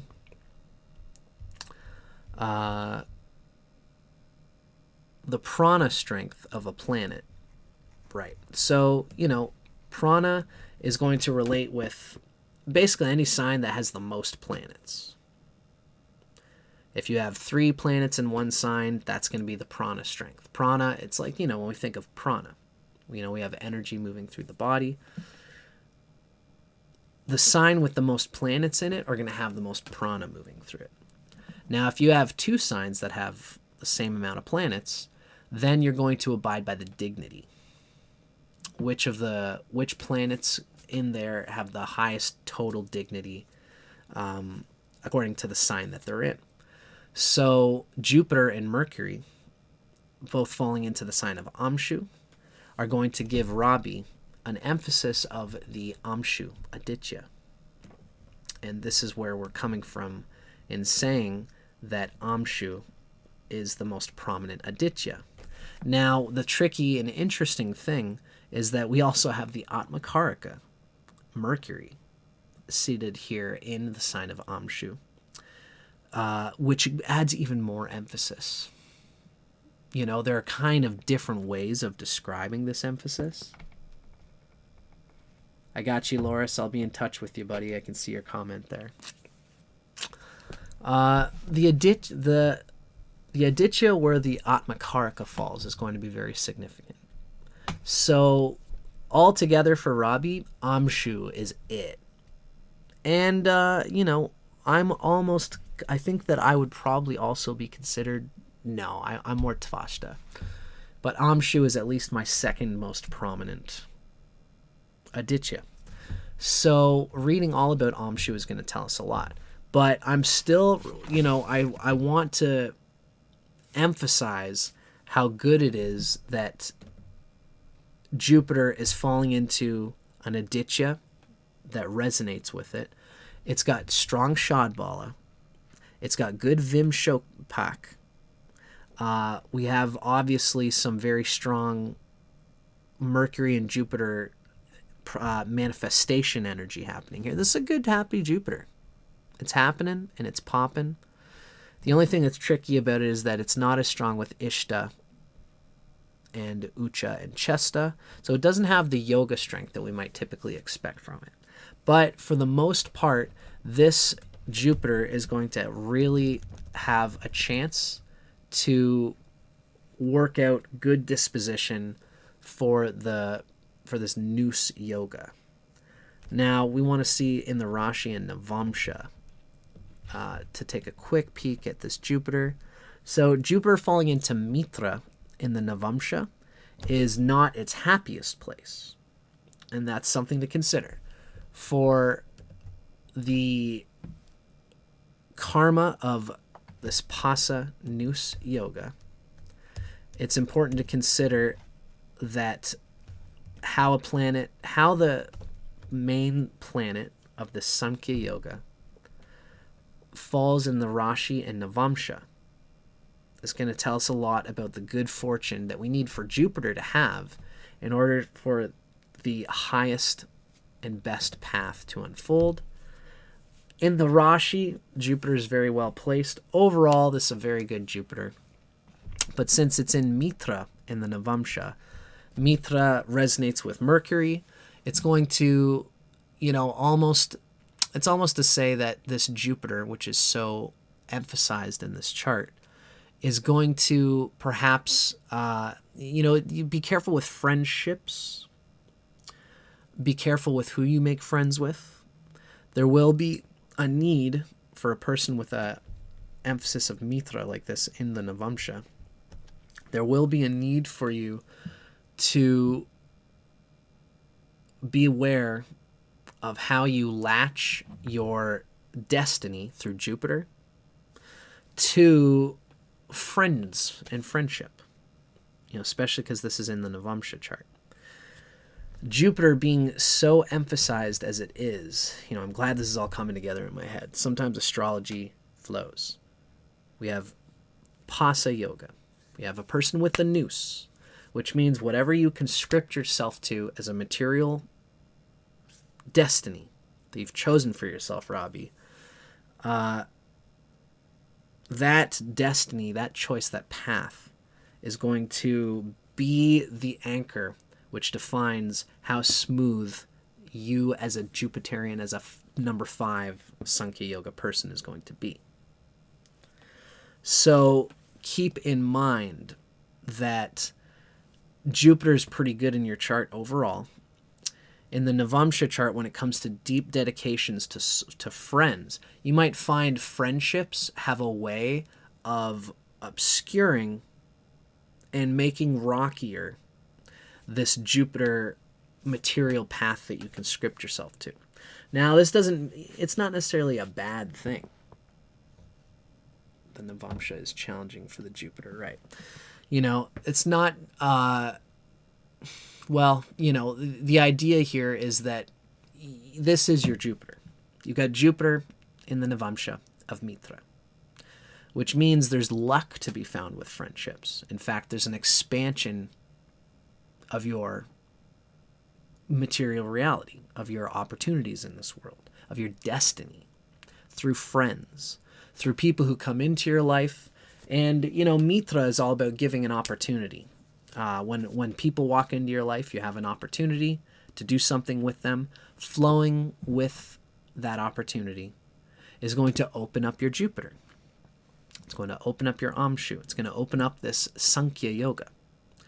And it's just good to keep in mind, to be conscientious of it, to be aware of it, especially because you've got that Kamadroma moon like you do.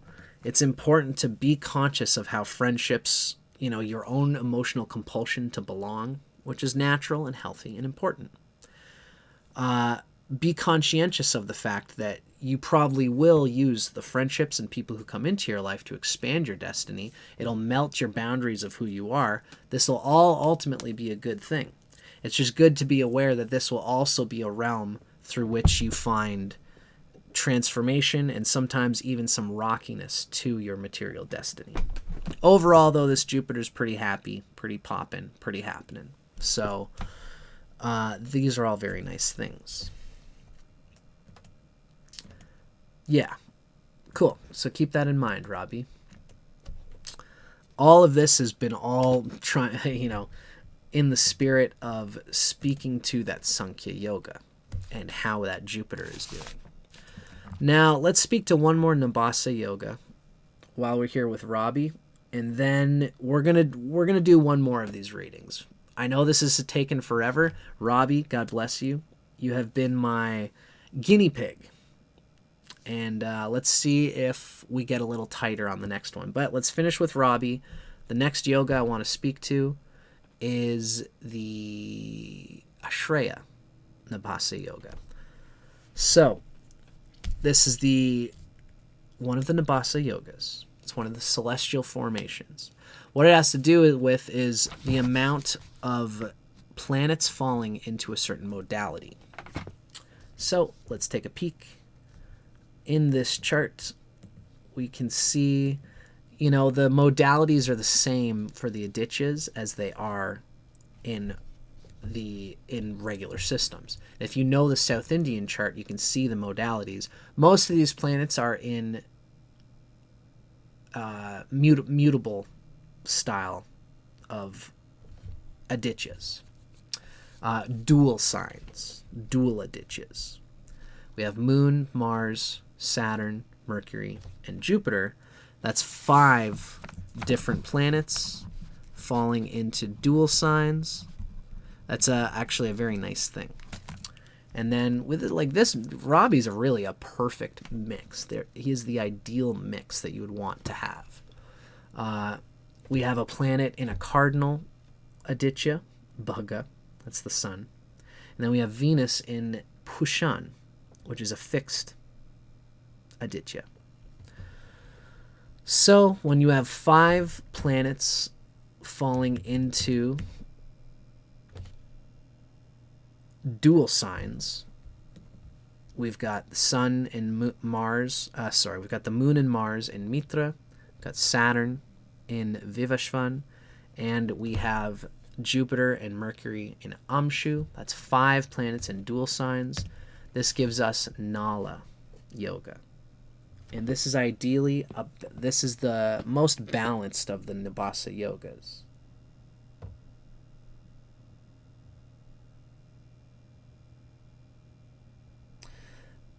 Our buddy Loris has given us some extra information on Saturn. Saturn's very close, strong on the 7th, and close to exaltation in Tvashta. Absolutely, yeah. So that Saturn is definitely going to have, let's talk about it, what the heck. We can see that Loris is mentioning that our Saturn in this chart is very close to exaltation in Tvashta, and it's in the 7th house. So Saturn is going to have some very poppin' strength, and particularly yoga power. Being close to its exaltation and at the place that gives it Digbala. This is a Saturn that is also delighted by Virgo. Yeah, you're right, Loris. This is a very, very happening Saturn happening here. So this is a Saturn that is going to have yoga strength especially. And any yogas that it's involved with any planets, particularly, we've probably got a nice aspect happening with Venus here. Venus is giving 54 points to Saturn. Saturn is giving 35 points to Venus. So these two are in a nice angle to each other. And any yogas really that this Saturn is going to be involved in are going to be extra powerful. Technically including this Nila yoga. So let's finish matters here with our Nabasa yoga. We have most of our planets are falling into dual signs, dual Adityas. And so this is the balanced of the Nabasa yogas. So again, I gotta find a way to convey all these. But when we do Nabasa yogas, hey Teresa, nice to see you. When we do the Nabasa yogas, we're looking at the overall celestial formations of these planets. And it can fall into 3 different categories. If all the planets are falling into cardinal signs, we have what's called Raju Yoga. And this is when I have this. It's 2 cardinal, 2 changeable. But there's good that can come from that and difficulty. When most of the planets are falling into fixed Adityas, the fixed Adityas are going to give a fixed energy. And this is called Musala Yoga, which is like a mortar and pestle. You're grinding away at the bit of life. But sometimes you get so focused on things that you don't see opportunities happening all around you. The third is called Nila Yoga, which means a reed. It's the balance. When you have most of your planets falling into dual Adityas, like the mutable signs, then we're going to have a positive emphasis of a balance between these two. A balance between being changeable, but also being, fixed in the right way. So having Mala Yoga there's a good setup happening in Robbie's chart. Nila is the ideal balanced yoga. And if anybody likes, you can pause this here and give a read to what we can expect. But this is technically the best of the three versus Musala and Raju. Nila is the best and most balanced in skill and learning and actions, but it's not as driven as the other two. They'll stick with something until it doesn't work anymore, then they can drop it. They're balanced, although their bodies may not be as well developed. It generally is a benefit to all matters related to intellect, talents, wisdom, and understanding. So Nila is the ideal, having all the planets falling into dual signs. Combining this with Robbie's Masala, Rosary Yoga, and his positive expression of the Pasa, Noose Yoga. Noose Yoga can give good and bad things, but because we've got good positive things happening in this chart, we can expect that there's probably going to be some good power being channeled through benefic energy for Robbie. He's going to have a balance of working, but also being able to move and change when it fits.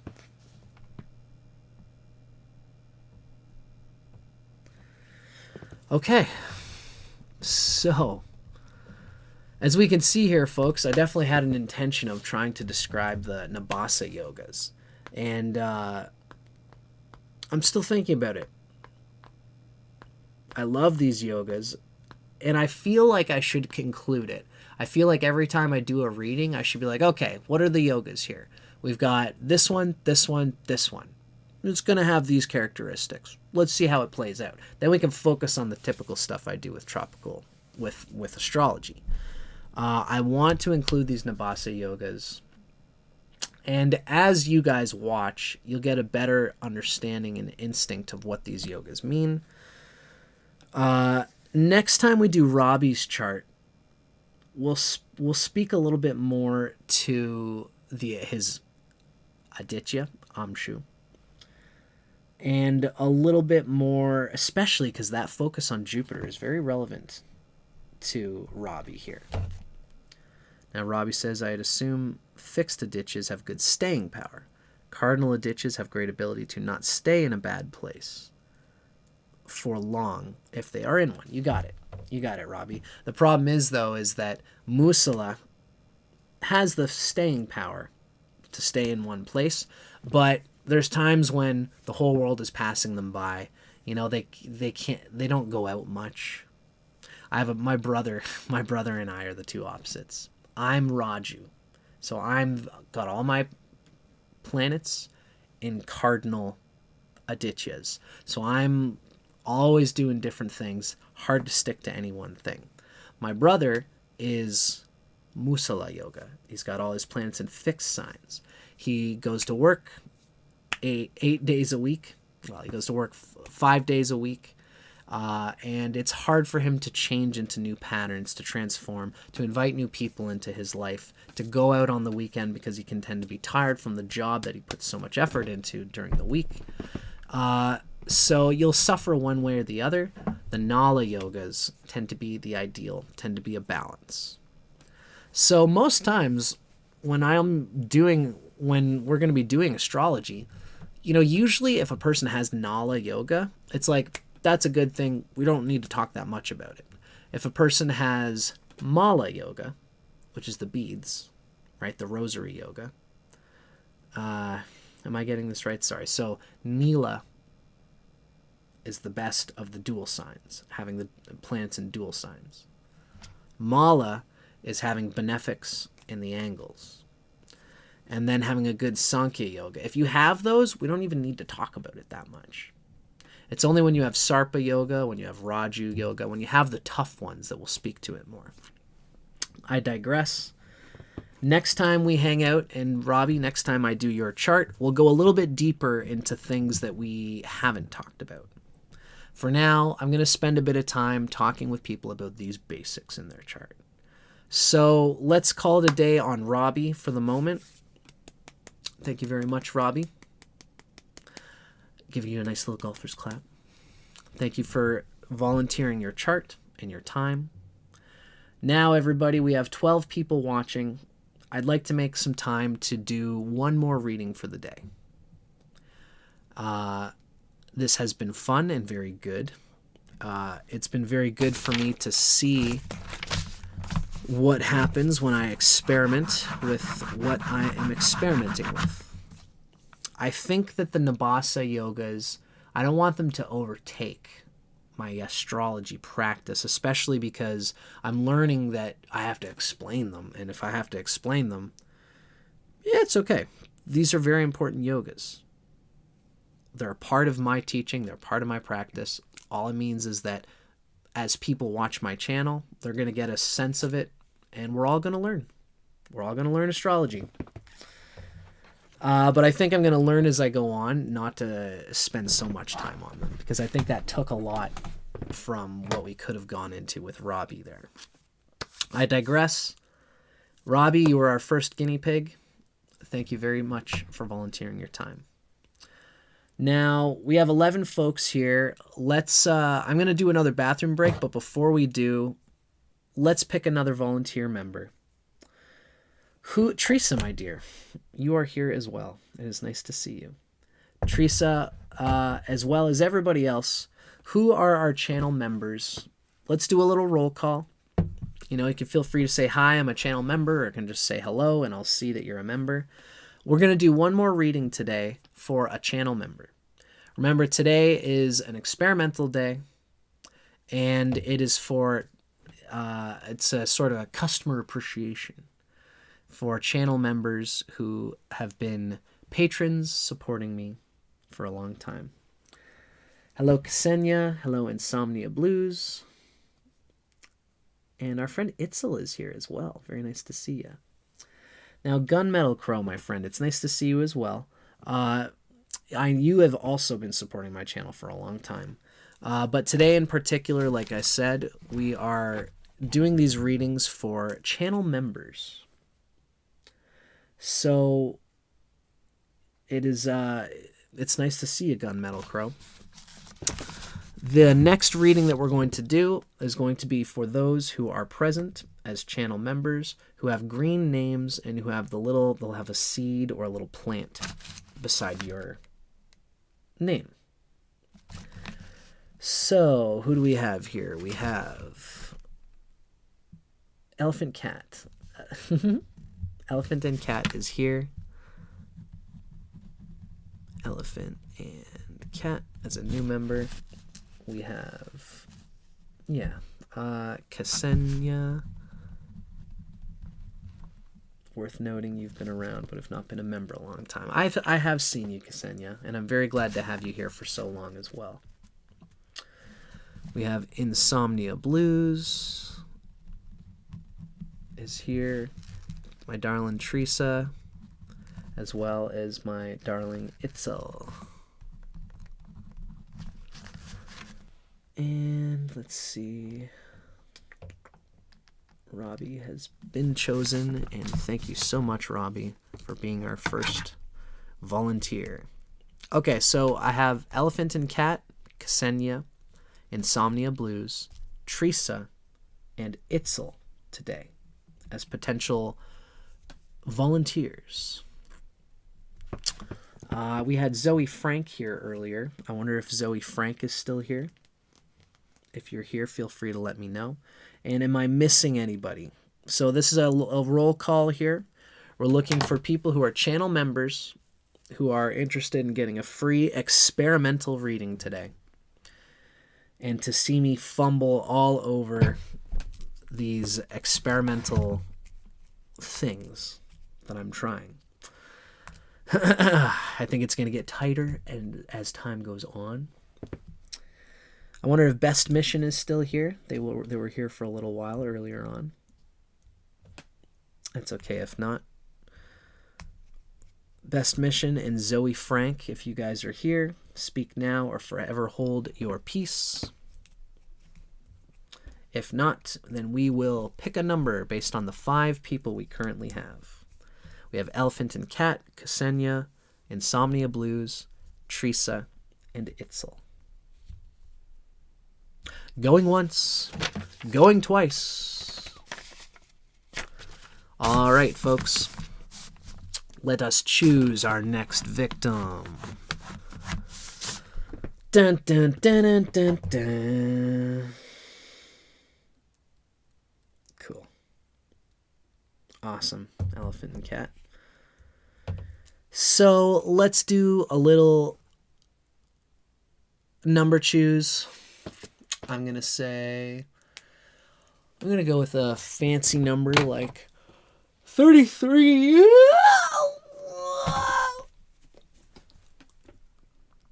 33 is one of those cool mystical numbers. Oh, thank you so much, Insomnia Blues. I very much appreciate any love that can be given for what I'm doing here. YouTube used to tell you how long a live was going when you joined, but not anymore.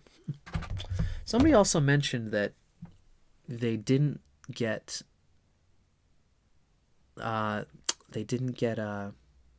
what do you call it? They didn't get a notification. I wonder if you guys are on there for these notifications. In any case, thank you, Insomnia. I appreciate you very much. And I appreciate all you guys for being here. Just to let me do my thing. It is very much appreciated. Yeah, it rounds to hours. So, we're going to go with number 33 today. Oh, bless, Loris. I appreciate you, buddy. I see you, and I'm right back at you. Okay, we're going to pick number 33. I'm going to pick a random person. We're going to start there, and I'm going to go up as usual. And the person that I choose is going to be our victim for today. 1, 2, 3, 4, 5, 6, 7, 8, 9, 10, 11, 12, 13, 14, 15, 16, 17, 18, 19, 20, 21, 22, 23, 24, 25, 26, 27, 28, 29, 30, 31, 32, 33. Ladies and gentlemen, we have chosen for our person for today. I'm glad this person got chosen because they have been watching my show for a while and being a part of it. Ladies and gentlemen, our next victim is Ksenia. Dun dun dun. Dun dun dun dun dun dun. I know I spelt it the way I spelt it the way I pronounce it. Gunmetal Crow. Thank you for joining as a member, Gunmetal Crow. And if I had just I'm sorry, my friend, you just missed the line. Once I choose somebody, I can't unchoose. But Gunmetal Crow, thank you so much for becoming a member. I'm very happy to have you here. It looks like you've been a member. So for all those who have been supporting my channel for so long, I appreciate you all very much. It's nice to have a community. It's nice to have people doing this thing with me. Now, I wonder if I can I'm playing around with my lights here. Because I feel like it's too something too bright, too white. I don't know. Okay. Thanks, Ksenia.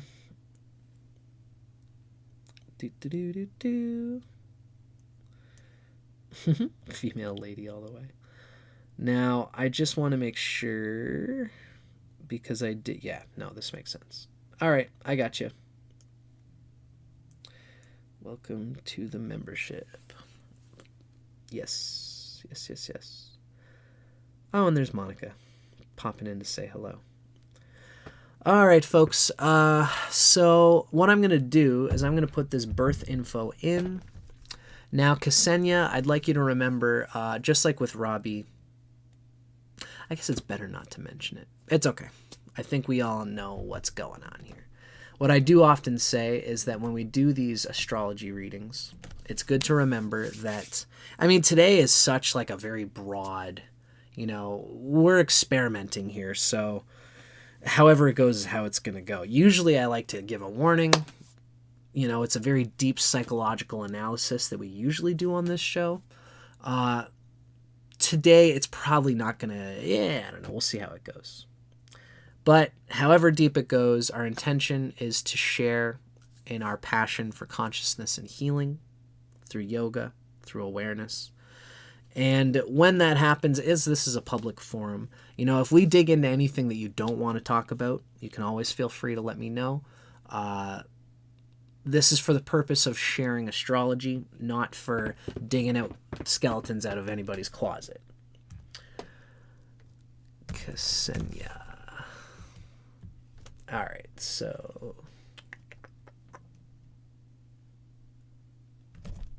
I'm going to put Ksenia's birth time into my Kala software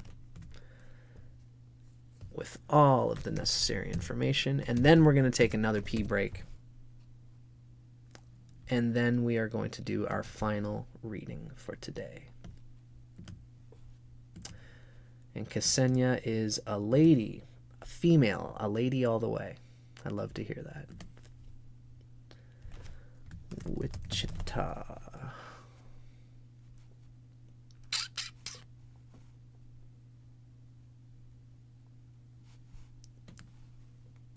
Got it. Okay, sweet. We're in. We're locked in, y'all. Cool. Okay, let's do one more bathroom break, everybody. And then we are going to rock and roll and jump into our next reading. Let me prepare it first. We're going to start with the tropical zodiac, talk about a few things, and then we are going to bring it together for the Adityas. Okay, folks. Thanks to all who are hanging out. Nice to see you, Monica. Appreciate seeing you for sure. All right, folks. Let's do a bathroom break, and we'll see you guys in just a hot second. This one's going to be a quick one.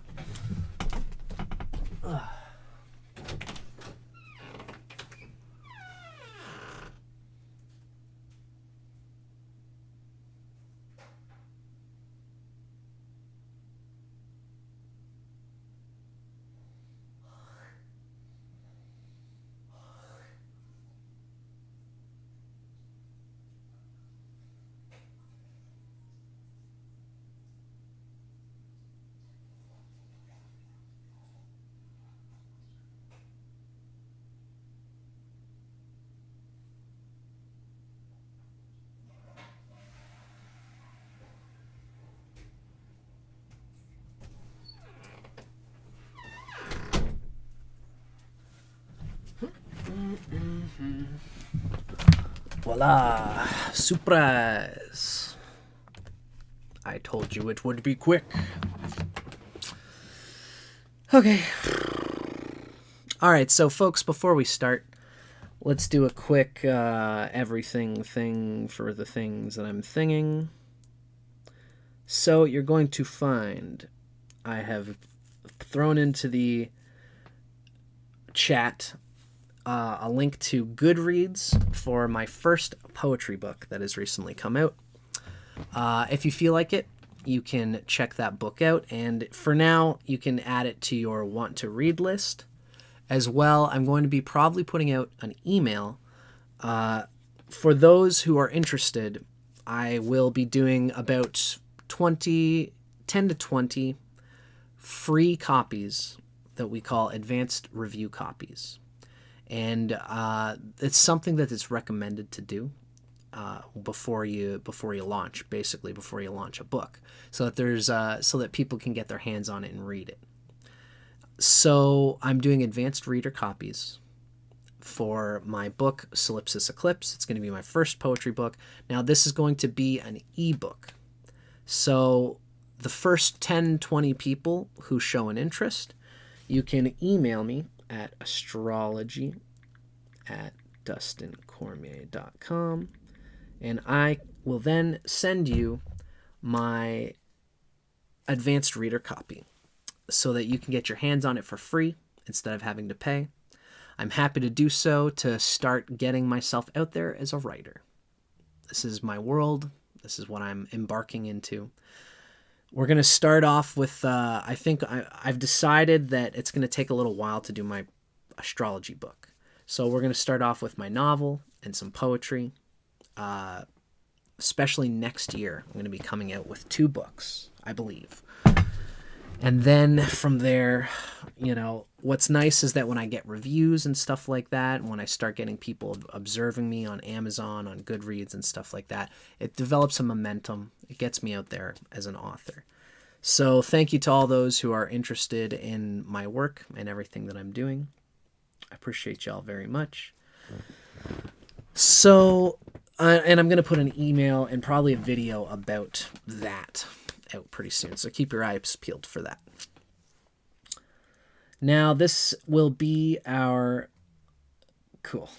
This is going to be our second reading of the day, our second guinea pig. And I'm going to try to condense the information and the knowledge. You guys are already getting a sense of the Nabasa yogas. As time goes on, when I mention them, it's just going to, I believe, be a natural, normal part of a Dustin reading, because I do believe they're very important. The Nabasa yogas are considered yogas of permanent character, and they're highly significant. So let's now get ready to... I'm going to put the timer on 30 minutes, but it's probably going to be longer than 30 minutes, for our friend Ksenia, who has volunteered to be our next guinea pig. Congratulations. Our next victim has arrived. So I've got your chart here. Here's our plan. We're going to talk about your Tropical Vedic Astrology chart.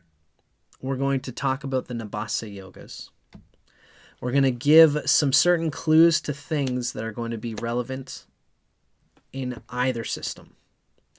Whether it's Tropical Vedic or whether it's the Adityas, we're going to talk about house placements. We're going to talk about big conjunctions. We're going to talk about the Atmakarika. And we're going to talk about these Nabasa yogas. And when we go from the Tropical Vedic to the Adityas, we're going to see a lot of these things do carry over into the Adityas. But of course, the Adityas are their own world. The Adityas were sort of uncovered, rediscovered by Ernst Wilhelm in recent times, very recently, like within like this year. It's that he's kind of fully been announcing it. There's a whole world there.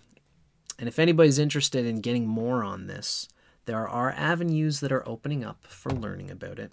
As for example, our friend Loris, who has, he was here today. I'm not sure if he still is.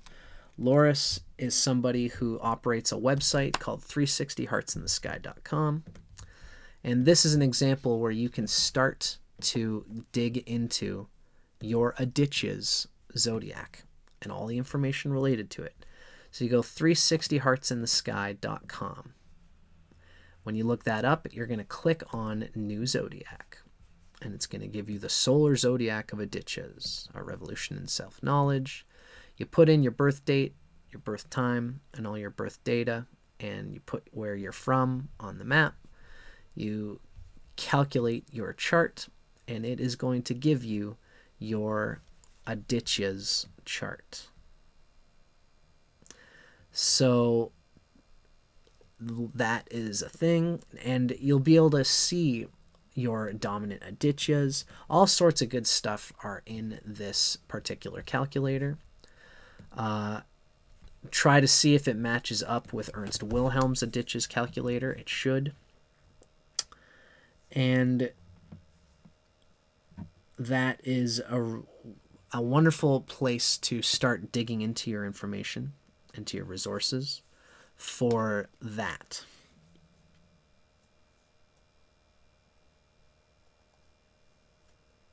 Yeah, Teresa, yeah, right.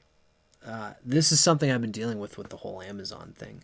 I think that I am going to put my books through Amazon, as everybody else seems to do it. But I'm going to try to make it so that I can get away from Amazon as much as possible, whether it's through having the ebooks, producing my books through ebooks and PDFs, and Goodreads. I do believe in Goodreads there, Teresa. But thank you, Teresa. You know, I always need to hear these things because I know that such things are happening with the world. I might have to go outside of Amazon when I finally do my official books. So stay tuned for that.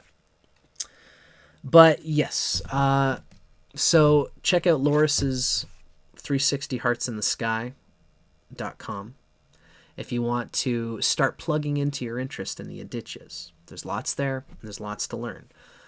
We use everything that we use in Tropical Vedic Astrology, we use in the Adityas. It's just a very novel, revolutionary way of doing what people are calling the true Hindu Indian astrology. This is probably what the Hindu people would have been using instead of, the zodiac. Really, the zodiac, the zoo animals, is really mostly probably based on Greeks and the Yavanas, which are the Greeks. There was a time when all of the people came together. I often say it was around after Alexander the Great. Alexander the Great was done with his whole crazy thing around 400 BC. Just like for us, World War II was the last big, huge war. After World War II, everyone was having babies. We had the baby boomers resulted from that. Culture was a complete wave because we're not at war anymore. We can chill. We can drink our wine. We can talk with each other. We aren't at war anymore. There's no more war. War is over. That was a big thing after World War II. Well, the same thing happened in Alexander the Great's time. After Alexander the Great was done his thing, everyone was like, okay, let's chill. And everyone came together in the Fertile Crescent. The Greeks, the Babylonians, the Egyptians, the Indians, they all really merged together and brought all their information and knowledge got swarmed together.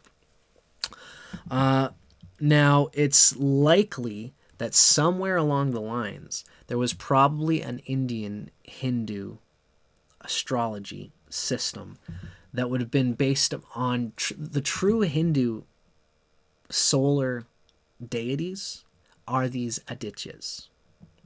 They can be found evidently in the Puranas, but also even before the Puranas, the character of these deities is all throughout the Vedas and all throughout Indian literature. So the Adityas are out there, and in today's time, Ernst is doing a bit of a renaissance in bringing them to the forefront of what we would call authentic Indian Hindu astrology. So the way they're calculated is in a certain way. You'd want to look at these calculators, such as the one that Loris has done through 360heartsinthesky.com, or Ernst Wilhelm's own calculator, as they do not precisely correlate with your Tropical Vedic astrology chart. But the houses are the same. There's lots that are the same. The houses, the Atmakarika, the house with the greatest prana, the whole sign house system operates the same. The planets in your houses are going to be the same. There's going to be, a lot of the Nabasa yogas are going to be the same, especially the Sarpa Mala versus the Sankhya, the number yogas.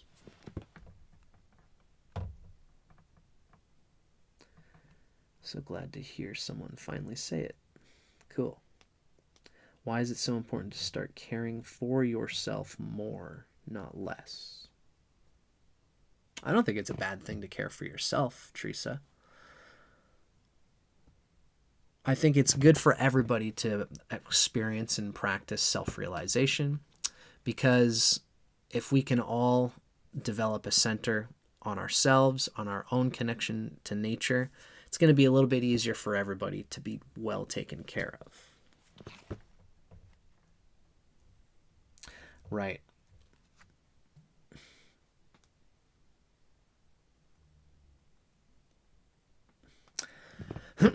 Yes, and Ernst has the information needed on his website for sure. He would be the place to go to for the original source of information for this thing that is happening in today's time.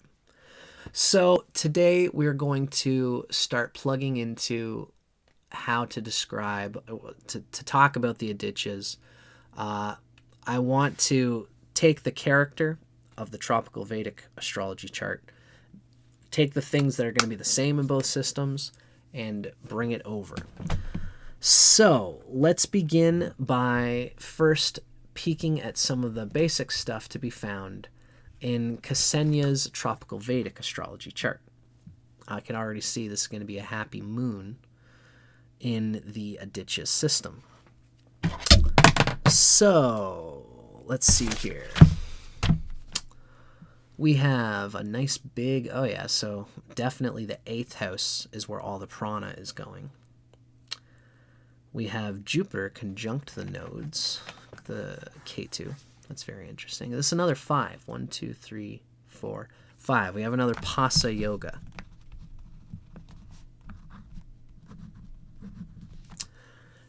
We have technically a balance of Mala and Sarpa. See, we have a malefic in an angle and the benefic moon also in an angle. So we've got, let's say, no Mala Sarpa.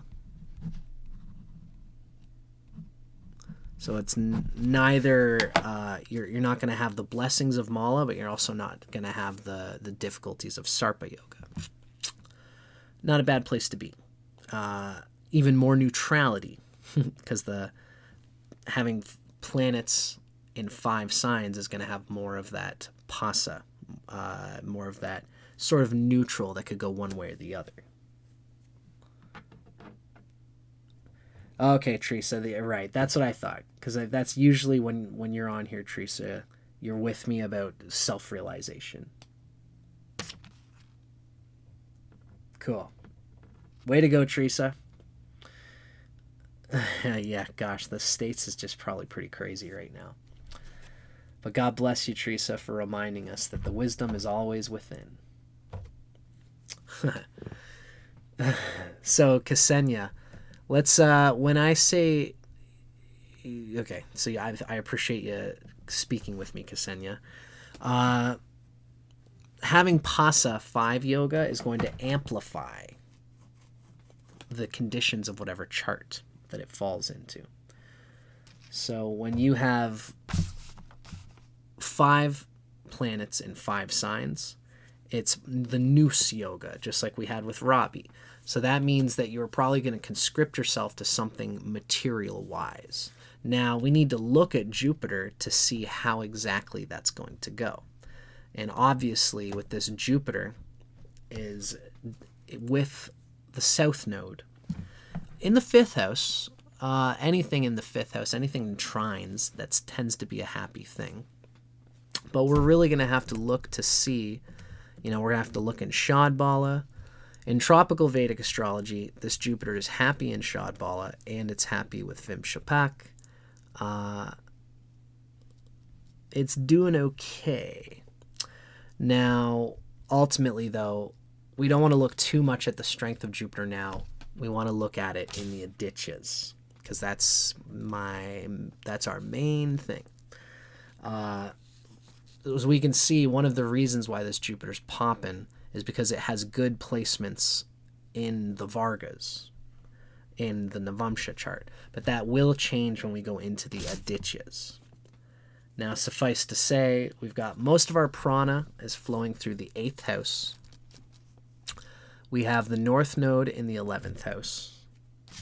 We have Saturn as our Atmakaraka. And it's up here in the 10th house. Let's see how close it is to our 10th house cusp. It's 6 degrees of Capricorn. Yeah, it's more than 10 degrees orb away from the 10th house cusp. It's still in the 10th house, but planets gain a certain something when it's within 10 degrees of the MC. That's okay. That's okay, Teresa. Her Mars gets a lot better in the ditches, dignity-wise. Yeah. Okay, so Awesome, Hanana. I'm glad you're enjoying this. So yes, we do have a Saturn Atmakaraka chart. And so Saturn and all the things happening in signs ruled by Saturn are going to be relevant. And this is going to be even more so in our Adityas reading. as I can see. So now we have no Mala, no Sarpa, and we have a Pasa Yoga, which means since the planets are falling into 5 signs, 1, 2, 3, 4, 5, and that's going to be the same with the Adityas. So Jupiter is the relevant planet. So let's just take a quick peek here. Again, this is our Noose Yoga. Can you guys see me here? Hopefully, yes, you can. Again, the noose relates to Shiva and Yama. Like when we're in Shavasana, this means usually that in order to impart evolution upon the soul, this is a person who's probably going to conscript themselves to something in the material world that will be a necessary objective, a destiny, a goal, just like all the things we know of Jupiter, of destiny, of guru. There's going to be something that grounds you and forces you to experience the yucky parts of your karma. And that is, the material world, something that you dedicate yourself to in the material world, something to do with your Jupiter. What Jupiter rules, the signs that Jupiter rules, the Adityas that Jupiter rules, the houses that it rules, where it's placed, is going to say something about what are the conditions that are the noose. And the noose here is a snare, it's a bond, it's a chain, anything that binds the soul in the outer world to something that is going to enforce some kind of transformation. So let's say with this Pasa, this Noose Yoga, ultimately how Jupiter's doing is going to say a lot about how this Jupiter, how the number yoga is serving this person or not. And in order to really know that, we're going to want to look at the Adityas. So I'm just also realizing that I have not had our numbers on. That's okay. We are now going to start counting down for our actual half an hour. Maybe this is how I'll do it. I'm thinking we haven't started our timer, and maybe it was destined to be. Because I like the idea of doing the tropical astrology chart, getting that out of the way, talking about the gunk, talking about the bulk of it. Now, this is what I would do. If you were to see me as an astrologer, you're going to see me talking through the modality of the Adityas. The Adityas is where we're going here, folks. This is where destiny is taking me. So I'm going to start our timer, and now we are officially going to start talking about Ksenia's chart as it is expressed in the Adityas of Ernst Wilhelm. The time has come. The starter has started. All right. Okay. Sweet. Okay. Now let's roll here, folks. First, water. I usually have some nice salty chocolate, but I didn't bring any today. I'm a chocolate fiend. So now, with a clever flick of my wrist, I'm going to change to the South Indian, and as well we are going to the Aditya zodiac. So now this is the Aditya circle for our friend Ksenia here. Now remember, right, so this is the rising sign is falling in Aryama.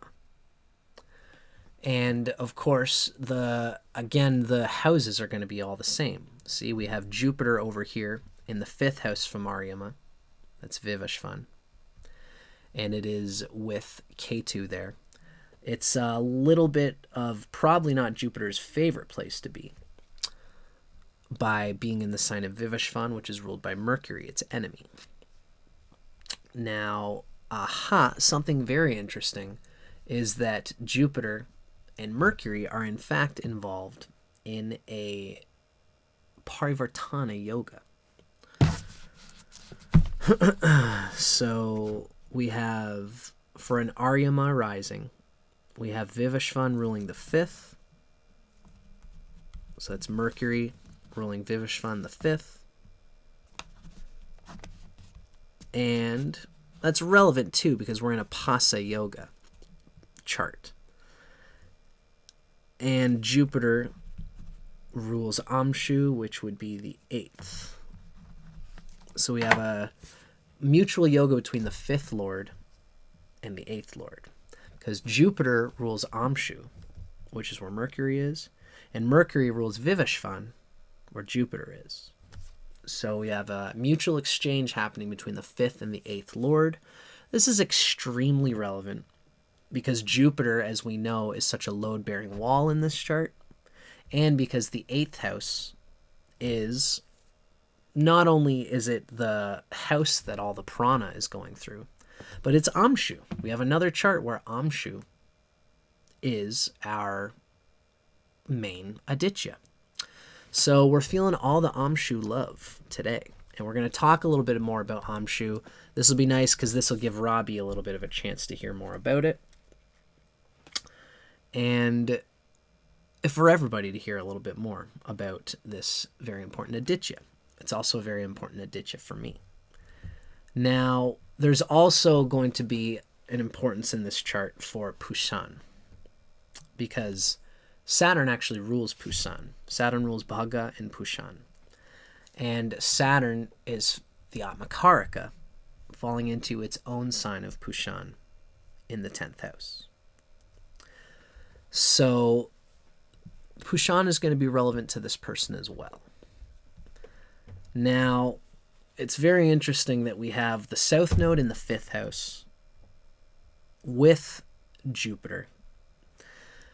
What we really want to poke at is, considering that we've been talking about a Pasa yoga person, this is the Sankhya yoga of this chart, we want to see how Jupiter's doing in order to see whether the neutrality of this Nous yoga is going to serve this person or whether it's going to conscript them to things that are a little bit more difficult.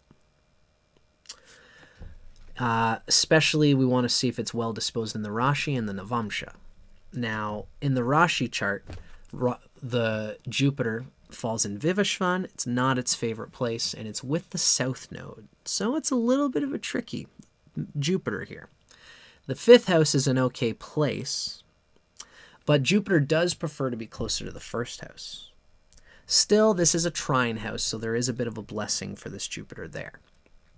As well, what's nice is that there is very strong manifesting power. It's a very nice thing having Jupiter Rashi aspecting any sign.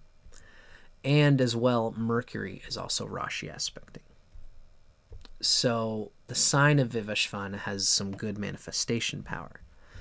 Now, Jupiter is not nearly as happy in the Adityas as it was in the Tropical Vedic Tropical Vedic system. This is still a pretty good, happy Jupiter, still a good chart overall. There's no minus planets in the Shadbala. Little bit of flagging Vimshopak, but overall, this Jupiter's still okay. It's much less yoga power now as well.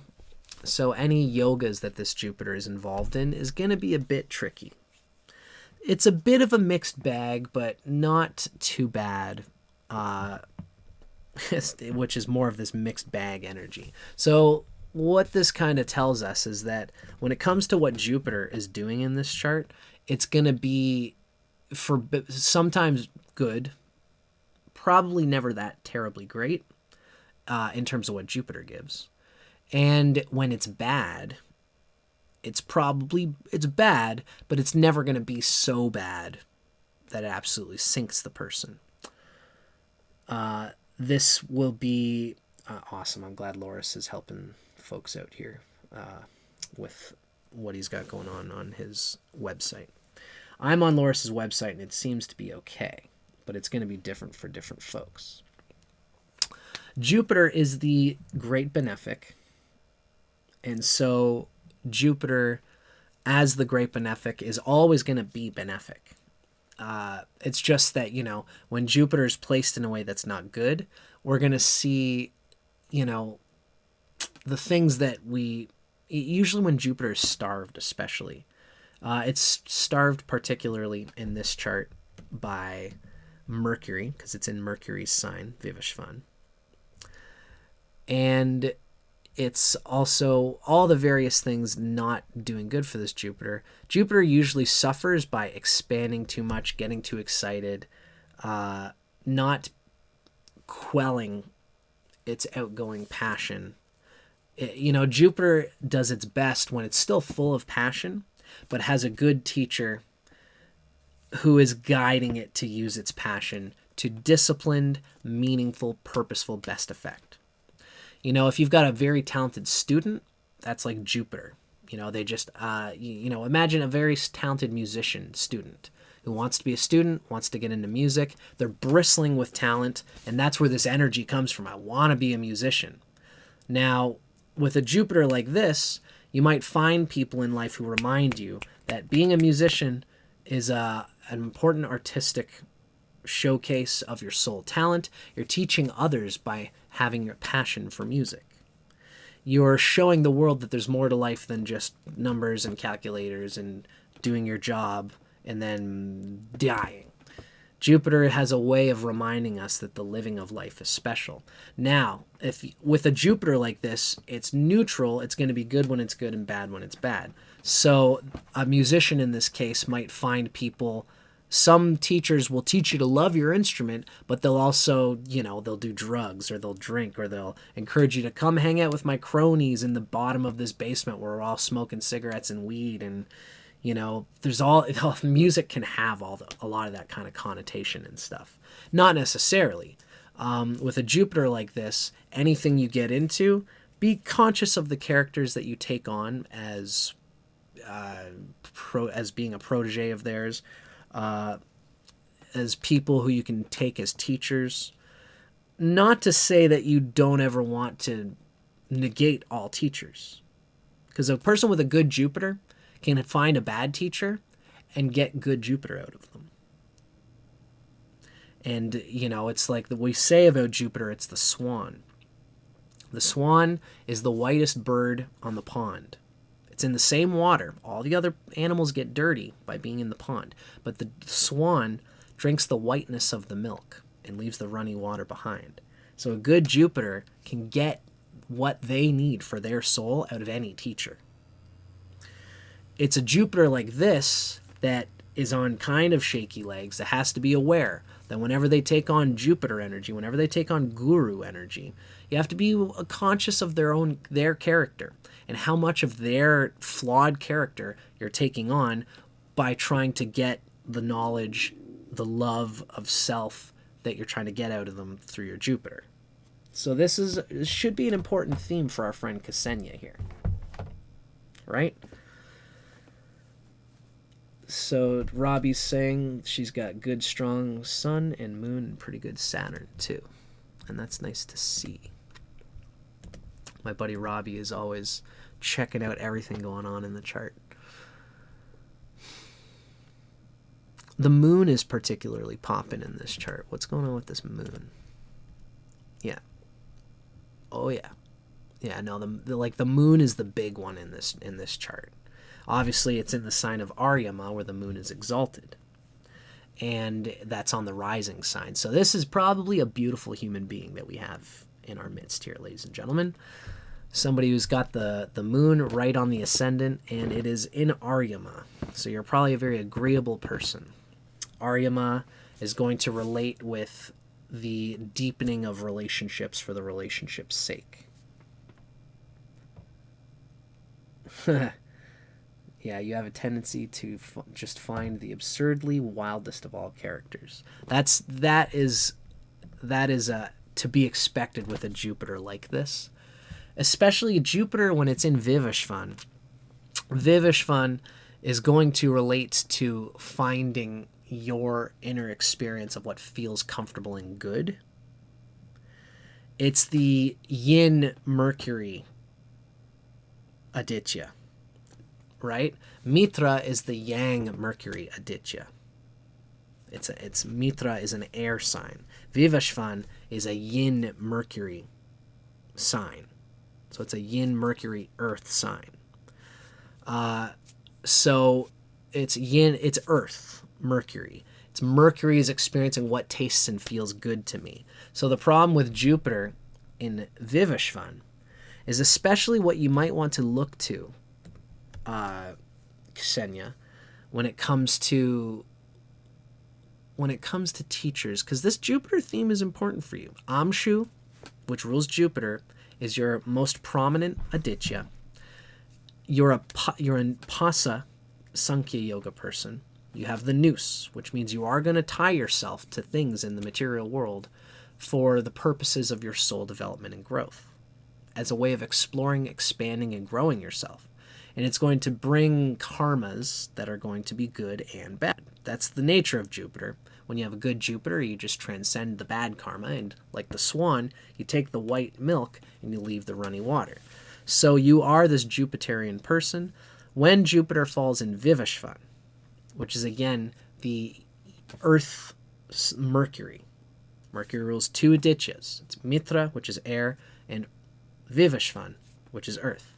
When Jupiter falls into Vivishvan, it's starved by Mercury, which can mean that you might find yourself falling for character that you're delighted by, that might remind you and relates to positive experiences you've had from age 3 to age 12. That's the age of Mercury, from age 3 to 12.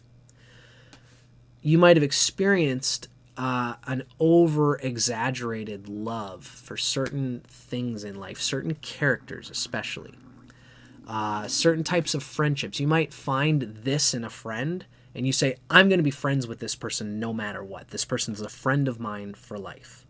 And the qualities of that archetype of character might actually deteriorate your Jupiter. So you love them, but it's good to have detachment when it comes to the types of personalities that you say, you are somebody who I need to learn from. You are somebody who I will always get something from. You're a best friend of mine, especially in the 5th house with Ketu there. With Jupiter with Ketu in Vivishvan, it's definitely likely that you will be, especially in the 5th house, there'll be groups that you get bonded to where you do work with people and you love the people for the character.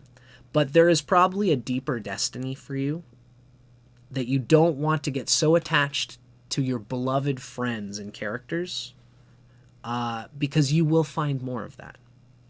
You will find friends. You will always find friends. You will always find exactly what's needed when you listen to Guru, when you follow Guru, when you find and go towards that which is the most precious and joyful for you, for your destiny. This is somebody who needs to you might have a destiny to have a big job, or, some kind of career that's going to be very good for you, where you'll be allowed to expand your network and open to new friends, new possibilities. But but I've always hung out with my friends at the bar every Saturday. Tommy's wife just left him. I can't go and do my destiny. I got to hang out with Tommy. He makes me feel so good, and he's going through his hard things. And there's a beauty to that, But you can definitely call Tommy on the phone. The point is that you shouldn't let your attachment to beloved friendship arcs get in the way of your destiny, because Jupiter is very important for you, and it will rip you through. Your Jupiter will rip you around and really can mess with your energy with this noose yoga, because your soul evolution is tapping you on the head and saying there's something important that you should be doing, and you shouldn't be distracted by rajasic attachments to things that are out of line with your deeper purpose.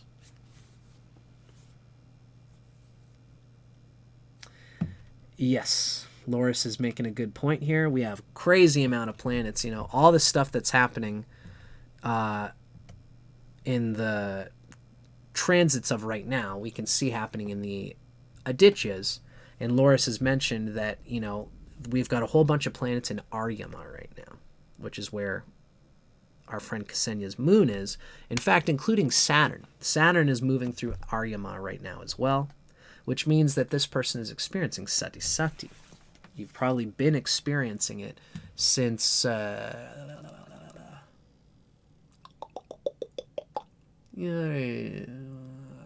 my signs are all messed up right now because of this Adityas switch. Be around 2020, probably around 2023, that it would have entered Tata. Saturn entered Tata, and then around this year or last year, it would have entered Aryama. So Saturn's been in there for a bit. So you've been going through Sati Sati. And this is going to relate to your first house. It's going to relate. Sati Sati is when Saturn goes in the sign behind your moon. Then it goes to the sign your moon is in. Then it goes to the sign after your moon. So you won't be out of Sati Sati till probably about 2030. And this is a very important time for everything that we're talking about. So, you actually feel super detached from people and don't consider yourself to have many of what you consider friends, maybe one or two, but you're strongly involved with people everywhere. That strong involvement with people it's not a bad thing. We would have to look at everything going on in your chart to see how exactly your connection to humans is manifesting. But this theme of being attached to things and character tropes, I thought you guys could see my screen and you couldn't. No big deal. This attachment to beloved character tropes in certain people is the theme here. In fact, you might find that with Jupiter starved in Vivishvan, we have a starved planet with Ketu there. You might actually have this could manifest in a different way where you have an attachment to people being a certain way. After all, if we're seeing in this chart that we have a sort of a starvation of Jupiter going on, it's more likely that you will have less opportunities to explore Jupiter because you might have an idea of, I can only hang out with these types of people. You might have, when you were a child from age 3 to 12, there might have been a social awkwardness. How's the... Okay, yes, so we have another Kamadrama moon here. Let's just speak to this real quick. The moon here has no planets to the right or left of it. There's no planets in the second house from the moon. There's no planets in the 12th house from the moon. So this is a Kamadrama moon. Thankfully, the moon is like the best planet in this chart. So it's a grab bag. It's a give and take. There's obviously some great things happening with this moon. It's delighted by Jupiter and trine to it. There's very good things happening with this moon. Is Mercury also given it? No. But it's still Kamadrama, and that's just worth keeping in mind. When you have Kamadrama, it can be tough to get from the universe what you seek. You can feel alone and isolated and kind of awkward. It can be hard to ask people for things that you need. So, from age 3 to 12 is the age of Mercury. Since Jupiter is such an important planet in this chart, it's starved in Vivishvan, which is a Mercury sign. We might find that from age 3 to 12, you programmed into yourself an idea of, this is the type of friendship that I want. In fact, you might even feel like, consider you might be somebody who can only learn things if you're friends with your teacher. Like, for example, you might have desired to be friends with your father. You might have desired to be friends with your father. And it's almost like you can only learn from your father if he's giving you things in a way that expresses that personality type that you enjoy. So if you're learning something from dad, and dad isn't being fun in the way that you enjoy it, you're going to be frustrated and you're going to take it personally. There must be something wrong with me. And all of that is going to get in the way of Jupiter, which is essentially what the wisdom that you need to expand your destiny. So you might find in friends, in people, in relationships, if you're sensing, especially because you're a lady, so this is your Jupiter, Even in relationships, you might find you expect from men for them to be enjoyable and fun. And when they're not enjoyable and fun, when they're tough, when they're giving you something and there's no other options, because Mercury through Vivishvan, the earthy Mercury likes to have many options, likes to have let me take this from a different angle. Let me ask you this question differently. And whenever you're dealing with a man, especially, but any kind of teacher, any authority figure, who is giving you an ultimatum, you can only do it this way, and you have to do it for a long time this way, and there's no other way around it. You'll say, yeah, that ain't it for me. That's not how I enjoyed things when I was young. That's not how I enjoyed things from age 3 to 12 when I was a princess, and I could do anything and be anything. You probably got used to the joy of a certain type of person moving you through things. And if a person doesn't have that, it might be hard for you to be friends with them. So you're attached to hoping that people are going to be a certain way in order to bond with them deeply. And it's probably a Rajasic way. Something that's almost a bit like childlike and fun. That's Vivashvan. That's Mercury. It's Mercury. It's from age 3 to 12. When we're teaching kids, we want to be fun and childish. We want to put on child gloves and treat them nicely and do a lot of things for them. We cookie cutter things for kids so that they can, this is what I have to do. We give them instructions and that kind of thing. Life isn't always going to give us those things. And when we're in a relationship with somebody, they are not going to know their own psyche enough to make it cookie cutter for you in that way. So you have to do the hard work of exploring them with them. And by doing that, sometimes you're going to touch buttons and buzzers. They're going to piss them off.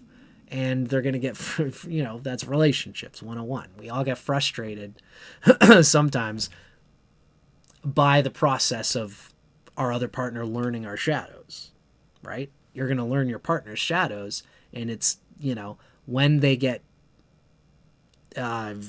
frustrated by that, as is natural, the frustration is heavier on you than it might be for other people. So these are all things to keep in mind. Doesn't matter if you have experienced your Mahadasha in the planet. That's a good question, Teresa. If you've experienced the Mahadasha, then you probably have gone through a lot of consciousness related to that planet.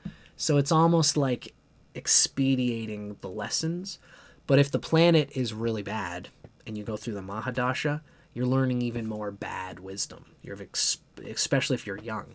You go through a Mahadasha of a planet while you're young and it's not a good planet, you'll become very deeply bad programs will be instilled there. So the Mahadasha can help or hinder, depending. But I digress. Jupiter is very important in this chart. Amshu, which rules Jupiter, is very important. So what's going on there with Vivishvan is certainly significant. Now, it's worth mentioning we have another chart here that is Nila Yoga. 1, 2, 3, 4. So we have most of the planets are falling into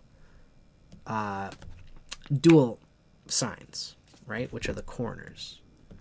Let's just take a quick peek here. Nila. So this is when planets are falling into dual signs. We have Jupiter in Vivishvan.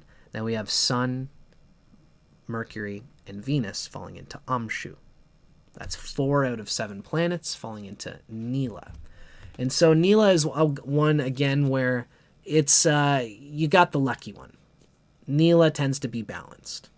So you're somebody who is not going to be too fixed that you can't change when you need to. And you're not going to be so changeable that you can't fixate on something that you need to do. That's a nice thing. We really don't even need to talk about it too much. We know you have this Pasa Noose Yoga, and that's a nice thing.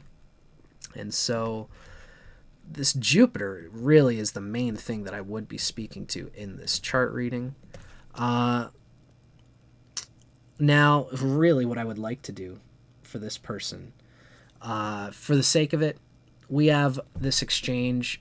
Because it's so central not only because Amshu is your most important sign, but also because you are this Pasa, Noose Yoga, because you have planets falling into 5 different signs. This means what's going on with Jupiter. This whole guru thing is important for you. And being conscious of your unconscious attachment to people not being a certain personality and people having a certain personality. And this is going to, you know, be a big decider in your brain of what types of friendships you keep around. And your friendships are probably a necessary networking tool for you.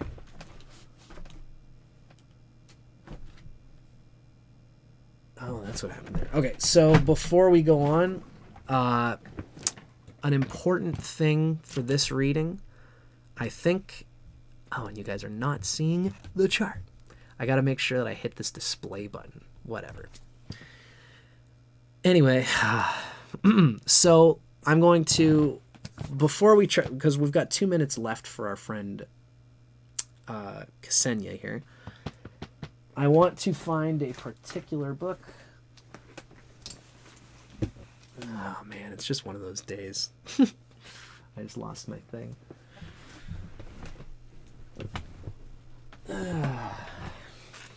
Okay, so what I want to find is my book. As I can see, I just lost my background there. I want to do this Parivartana Yoga before we go. Got it. Without further ado.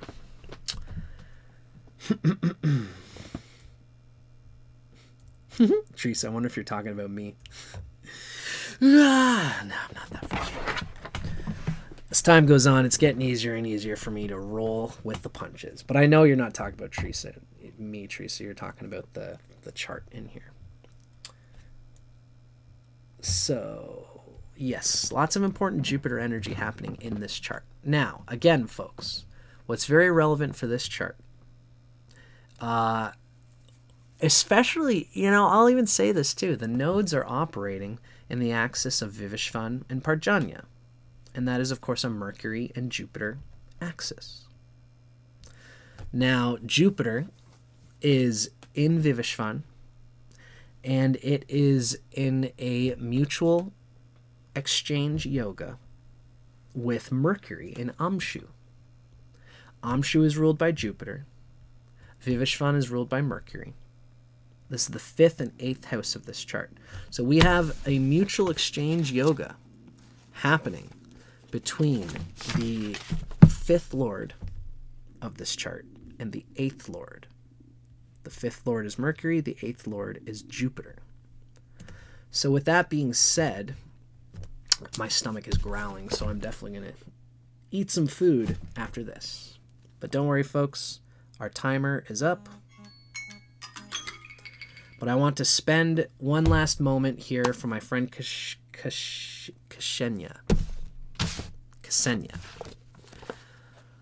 I want to give Ksenia, probably this should be regarded as a pretty deep cut in this particular chart. So we're going to go 5th Lord. Mutual exchange yogas tend to have a pretty strong significance. Now there are things to how you convey these yogas, whether it is going to be of importance. In this case, because Jupiter, you know, there's going to be some yuck here, because Jupiter, again, Jupiter is really pretty neutral here. Now let's just take a quick peek at Mercury. Mercury is the 4th strongest planet. How's its yoga power doing? It's a little tough on the yoga power. The 8th house is tough for planets in general. This Mercury is probably combust, along with Venus. So Venus and Mercury are combust here in Amshu.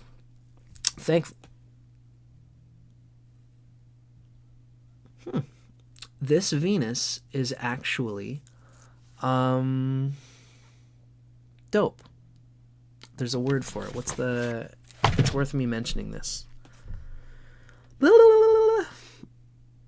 my Mars is also considered to be this thing. What's it called? Fuck.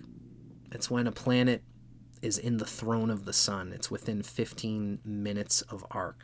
Is anybody? Kazemi! Ksenia! Look at you. You're paying attention. Yes, Ksenia, you have a nicely Kazemi Venus. That's a good thing. It's still combust. And the fact that it's with Mercury is also nice too. And, you know, Venus rules Aryaman. And you've got a nice, happy, of course, exalted moon in the sign ruled by this Venus, by this chart ruler. So there's a lot of good going on with Venus in this chart, actually. Now, the fact that it's Kazemi, yeah, Kazemi's weird because it's still like, it's like the heart of combustion. And no matter how you dice it or slice it, it's combust. There's agitation there. But there's a lot of good that's been talked about with Kazemi. If you've studied about it, if you've read about it. For you, in the sense of these Adityas, you know, I'd consider that Aryaman rules your chart. Aryaman rules Venus. It's the earthy side of Venus. Tvashta is the air side of Venus, the yang side. So Aryaman rules your first house. So Venus rules your first house and your sixth house, which is typical for Aryaman. So your first and sixth lord is going to give you a combination of good and bad. I guess that's the similar story to your Jupiter. But there's good there. There's power there. This is like real... It's a powerful woman capable of doing a lot of hard work. You're probably combustive and energetic and can get frustrated when you do hard work. It's the sixth house. Venus is ruling your first house and your sixth house. So you have the ability to work very hard, digging deeply into things, doing something, working over time to pay debt, doing some kind of job that allows you to remove debt. When you have an enemy, that's a sixth house thing. It'll be agitating to deal with debt, to deal with enemies, to deal with health. But there's like a power that you have, like a deep, intense willpower that comes from the sun going into Venus. And you might have to sacrifice a lot of what we typically enjoy out of Venus in order to get the most out of that goddess intense power that you have there. The sacrifice of Venus will bring the powers of Venus. And it's going to be a blessing and a curse. This Venus, it's got good stuff going on. So it's going to kind of work out both ways. But look to it as a power inside of yourself through self-reflection, through calming your mind, when you're at your yogic best, when you apply self-realization, you be conscious of the energy and prana moving through your body. Be conscious of your tastes and your appetites. When you are at your yogic best, you will find that a planet like this is going to bring you great Venus things. There's a beauty here. It's going to give you the luxury and a consciousness of money that when you put your mind in the right places should allow you to make your life easier. So that's pretty cool. Now, let's speak to our Parivartana Yoga here, and then let's call her a day so I can go and eat some food. This is a Parivartana Yoga happening between these very important points, Jupiter and Vivishvan, Mercury and Amshu. The 5th and 8th Lord are in this Parivartana Yoga. So, the 5th Lord is anything to do with the 5th Lord is a good thing, but the 8th Lord is destabilizing. When the 8th Lord falls in the 5th house, there can be a dull-wittedness. Person might have few children, but will be long-lived and wealthy. The 5th Lord in the 8th house has similar significations of instability when it comes to children. Watch for cough and pulmonary or respiratory diseases. This person can be given to anger and devoid of happiness. Those are extremes, mind you. When we're reading astrology texts, we always have to know that they're going to speak in extremes. Now that's with the 5th Lord and the 8th, and also the 8th Lord and the 5th. When you bring them together, we have what's called a Dainya Parivartana Yoga. The Lords are in a mutual 4-10 relationship. What that means is that Jupiter is in Mercury's 4th house. Mercury is in Jupiter's 10th house. Because of that dynamic, mental stress and trauma arises. Kazemi Teresa is usually when a planet is within 15 minutes of arc. So it's not just being enclosed in 1 degree. It has to be a quarter of a degree in orb. It has to be that close to the sun for it to really be Kazemi. I think different people define it differently, but that's usually the definition that I've heard and that I usually use for a Kazemi Venus like this one. So, again, we have the 5th Lord in the 8th house, 8th Lord in the 5th house. They're in a 4-10 relationship from each other. So there's a mental stress and trauma that can happen with this particular yoga.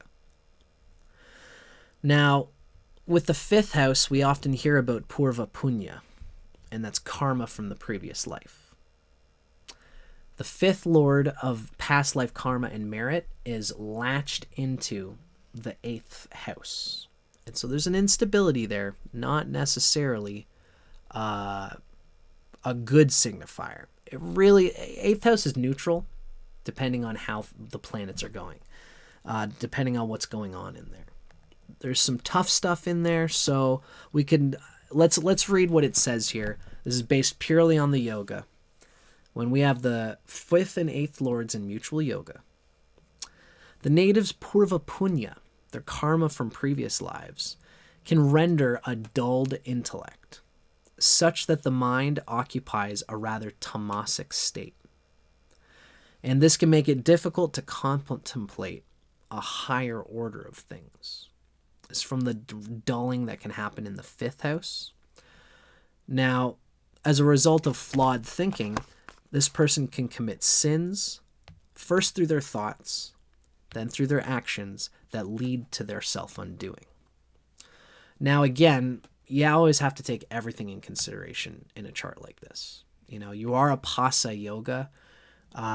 Really, everything is going to be emphasized and amplified here.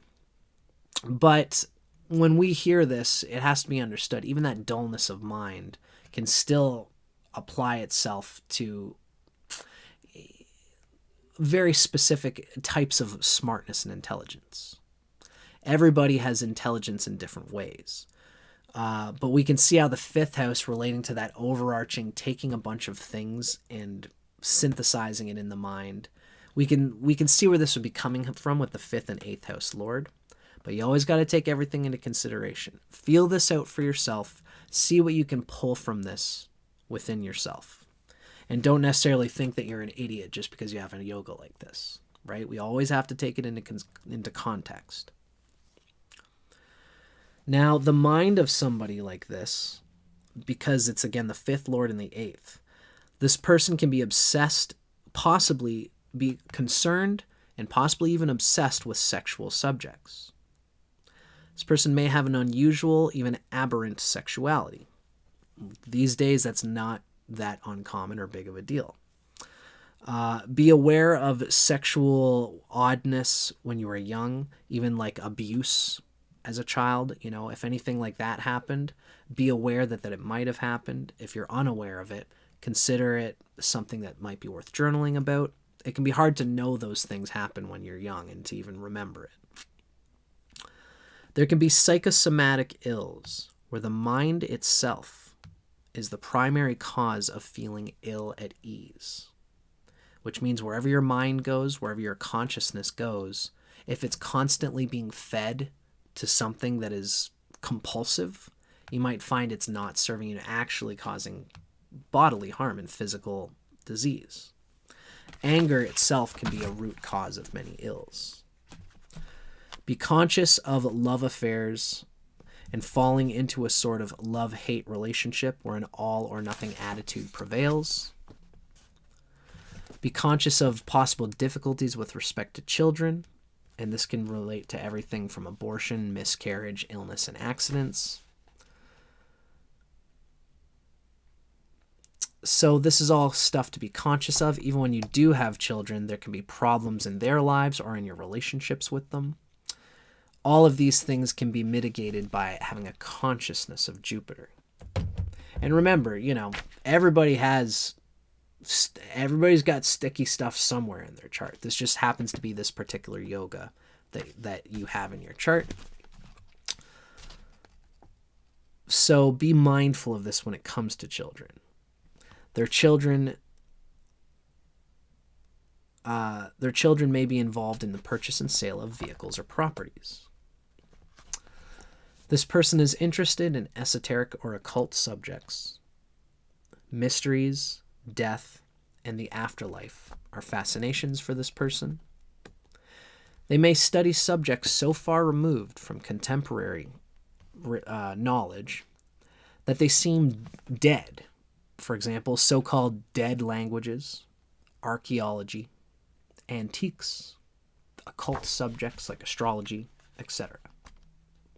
This person should be aware that they have the capacity to make bad investments, suffer irrevocable losses, and to go into debt. And be careful of gambling also becoming an obsession with all of these being kept in mind.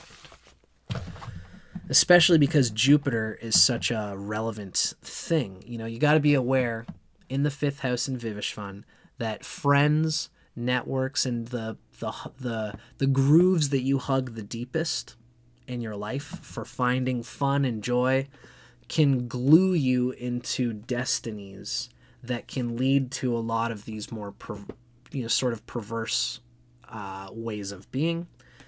Ultimately, it's going to take a consciousness of Jupiter. It's going to take thinking about spirituality, divinity, consciousness, and a 9th house emphasis is going to be useful here too. Thankfully, what's interesting for you is that, it's something interesting with you, is you're Saturn not Makaraka. For Aryaman, Saturn is going to rule Bhagga and Pushan, that's the 9th and 10th house. And Saturn is well placed in this chart. It's not doing too bad, although it's a little bit starved in the Lajtadiavashtas. It's going to have some difficulty. But what we can see, ultimately, Saturn is an important yoga karaka for Aryaman because it rules the 9th house, which is a trine, and the 10th house, which is an angle. So Saturn is going to be a key part in conscripting yourself to things worth doing through the 9th house emphasis. There is some luck in this chart, especially Jupiter and Mercury being in Amshu and Vivishvan. They're going to be Rashi aspecting their own signs. And they're their own lords there. So this is the most grab bag chart I've ever seen. There's going to be lots of potentials to be lost in things that are frustrating, but you have some guidance, you have some energy, some good luck, some past life karmas that are giving you little carrots on a stick to take you towards what's good. It's just going to take conscientiousness. It's going to take self-realization. And with your good moon, one of the things that you're going to have at your disposal is love, self-realization, right? This is something that's going to probably help you to see yourself in context and to work towards finding the peace that you need in order to ameliorate some of these more exacerbated tendencies. With this 5th, 8th house lord energy especially, Jupiter can take you for a ride for better and for worse. So it's good to be aware, essentially, of if I was to really give this person any advice, it's to ground yourself in Jupiter things. Not only for everything we've talked about with Jupiter, but also because the North Node is in Parjanya, which is ruled by Jupiter. What's really a good idea here is to think about, Thursday, doing something spiritual and religious for yourself. Be interested in spirituality and religion. Religion can be so blah. You don't necessarily have to go to your nearest church and put $20 in the basket and, praise Jesus, because Jesus is all that there is to be found in North America, sadly. But even that is Jupiter. You'll find Jupiter. That's the funny thing about, no religion contains all of God, but God is contained in all religions. That's what religions are about. You'll find one little tuber that's just drinking, like, this isn't God, this isn't all of God, but you drink that thing, you're gonna find its roots back down to the thing, back down to the plant of God. So, and it might be even yucky, it might be weird. You might even get involved with people who push you to be even more religious in a way that's, religious people can be very all or nothing. And you might even want to be that way. Either way, as an astrologer, the message, the transmission I'd like to give you right now is that the cosmos has wisdom and love and power. And you have the ability to be a part of it. And we all have the ability to be a part of it. What I see happening in your chart is a wink at the capacity to orient your consciousness towards what people have always anciently called, through sound, I heard about God. God whispers on the annals of books, on the writings of gurus, and God is out there as ether, as Jupiter, as sound. You need to listen for it. Whatever God means, not everybody needs to get into astrology and be a God person. But thinking about these things, thinking about what it means. It might mean the cosmos is a living entity, which we're all a part of. It doesn't necessarily need to mean, Abraham in a robe standing on top of a mountain in the Middle East. I'm just checking out some of our comments. The spiritual aspects and learning therein, all esoteric layers. My life is highly saturated there. So that's okay. Obviously you are doing a lot of learning there. Remember, I would say then, a wonderful line given by Paramahansa Yogananda. Read a little, meditate more, think of God always.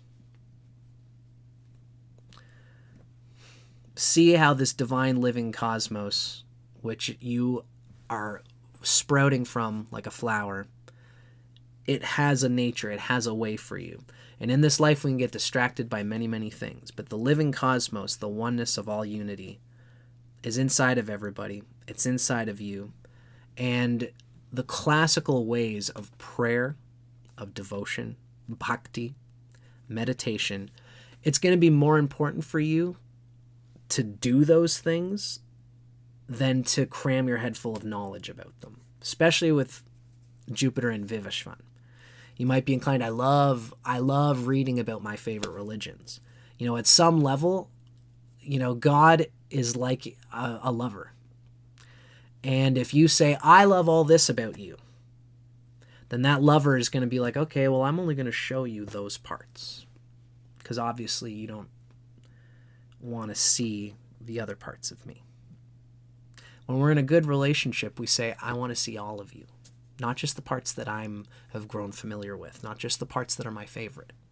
I want to see all of you. And you need to pray for that. You need to ask the universe for that. What am I missing? Show me all of it. Don't just show me my likes.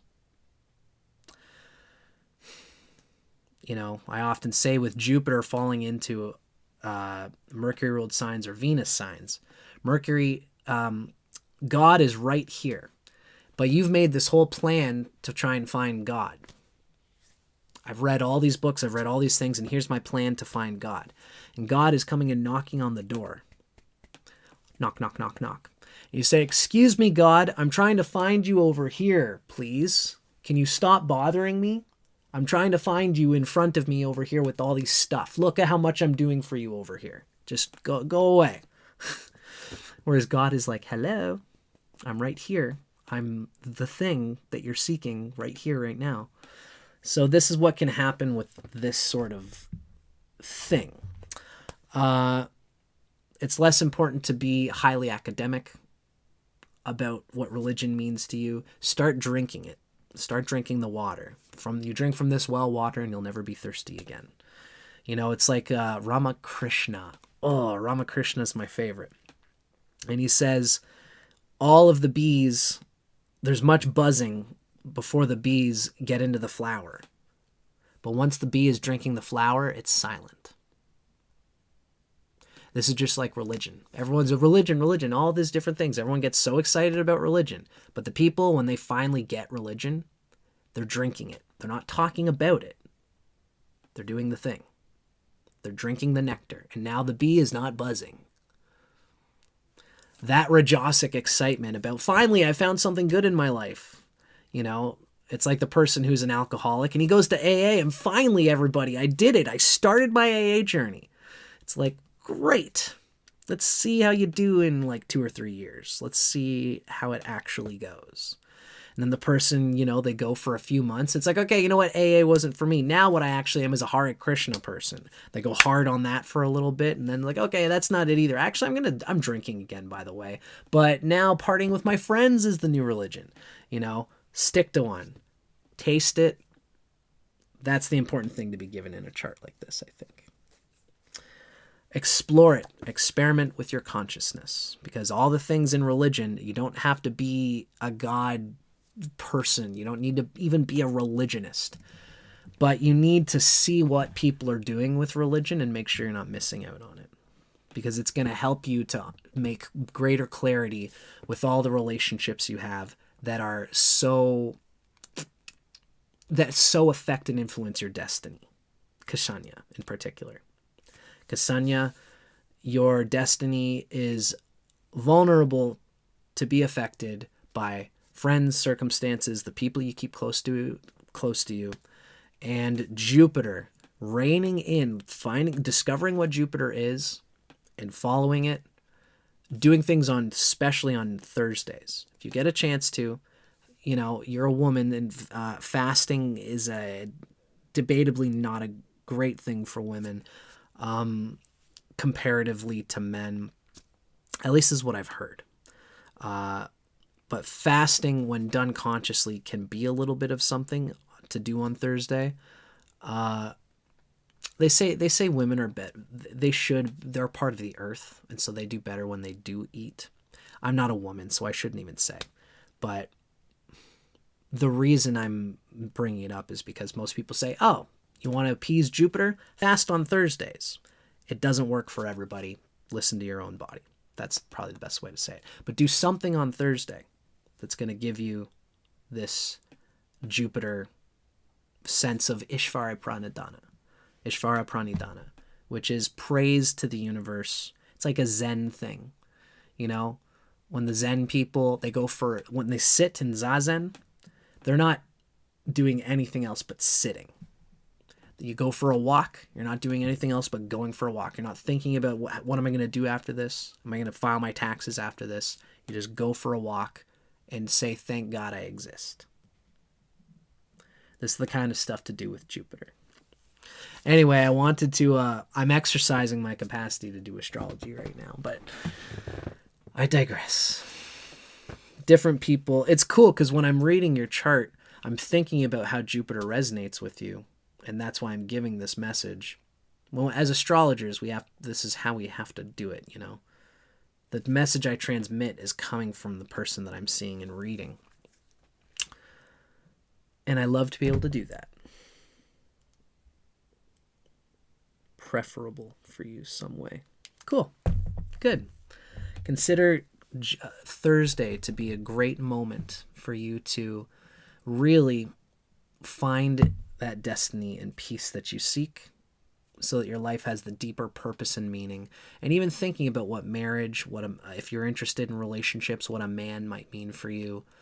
Jupiter's day, Thursday, moments of meditation. Try to invite this into your life and see what it does for you. Because I think based on this reading, it would be a good thing to follow. Now, ladies and gentlemen, I can tell I'm getting hungry. And I think it's time to go and eat some food. Thank you, everybody. Now, let's give a big hand to our friend Ksenia.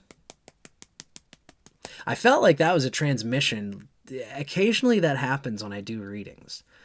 I'm glad we're doing the Nabasa yoga. Today it was relevant. We did the right thing here, folks. We're doing the right thing. So let me say this. Thank you very much to everybody for, as you guys can see, like I'm exercising these Adityas. It's tough. I've had to change my whole system, and it feels awkward, me going on a line and doing it and changing my,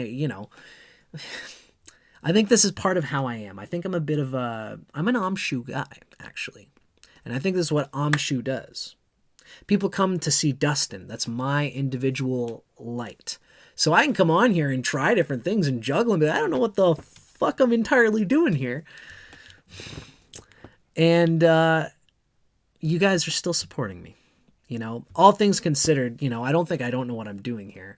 But you guys can see that I'm actively breaking the mold on my own offerings, which is a tough thing to do. But you guys are witnessing me moving through it and growing into it and experimenting with it. And you guys are here with me. You're patient. That, it really means a lot to me that you guys are here on this journey, moving through me, doing what I'm doing and gaining what I'm gaining.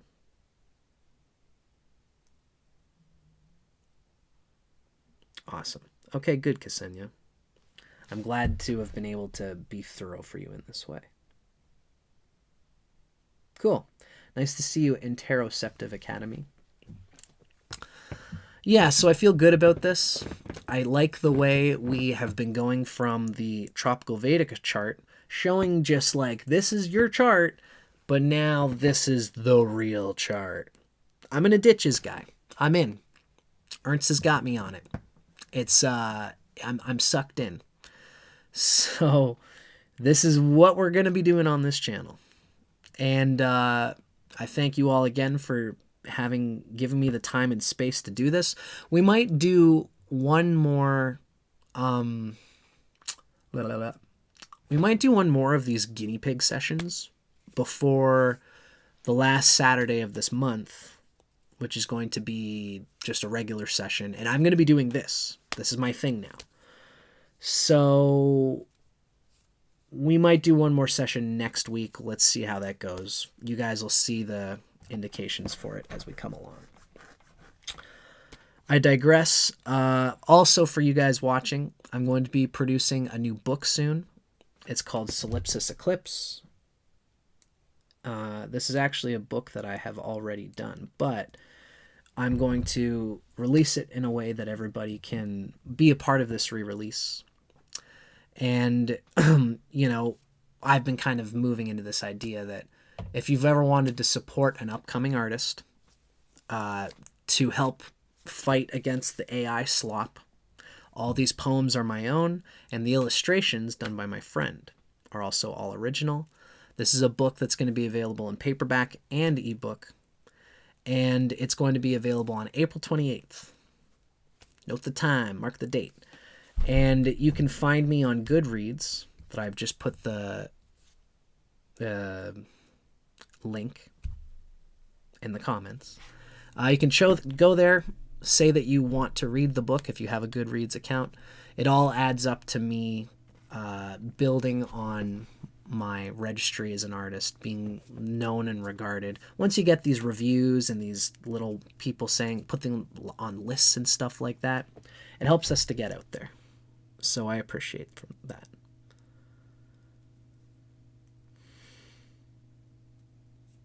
Awesome. Loris, I appreciate you, pal. Very nice to see Loris Turpin hanging out with us today. Loris is a fellow on this journey with many of us. Laura Barat is another one. I'm actually doing... Laura Barat's going to read my chart tomorrow. I'm very excited. She's been on this for a long time. But yes, Loris, very nice to have you here, my friend. Loris again, we didn't even get into the slides at all today, but Loris is the one who has provided information on the Adityas on his website, 360heartsinthesky.com. You go here, you click New Zodiac, and you'll find this Solar Zodiac of Adityas, a revolution in self-knowledge. And he has, of course, some place where you can enter your birth data, enter your place of birth, you hit calculate, and then you will have the Adityas chart. You'll be able to read all of the stuff. A lot of the stuff I would have given here, like the dominant Adityas, for example, he talks about in here. He gives all of the knowledge of the Adityas as signs. So it's very nice to have Loris here. And I know you're doing a lot of work in this world as well. So thank you very much for Loris for being here. And yeah, stay tuned, everybody. We got lots more stuff coming along. So let's call her a day for now, everybody. Thank you to everybody who's been a part of this. And if anybody is interested and you want to do a full reading with me, you can contact me at astrology@dustincormier.com. As well, you can subscribe to my email list to see more stuff I've got going on, as well as including the books that will all be coming along. I'm going to send an email campaign and probably a video about this book coming out today as well. Thank you very much for being here, everybody. Let's go eat. I can tell when I talk fast, it means I'm fucking starving. I'm a Venus guy. I needs it. But as I digress, it's still good training for me to be able to roll my shoulders back and be present no matter how hungry I am. But now I'm ready to go and eat some food. Thanks, guys. Okay, thanks, Ksenia. Thanks, everybody. Lots of love, folks. I'll see you guys, if not next week on Saturday, then the end of the week, the end of the month, for our 4th Saturday of the month, where everybody will get a chance to have one of these readings. Take care, folks. Thanks to all the subscribers and members. See you guys on the next one.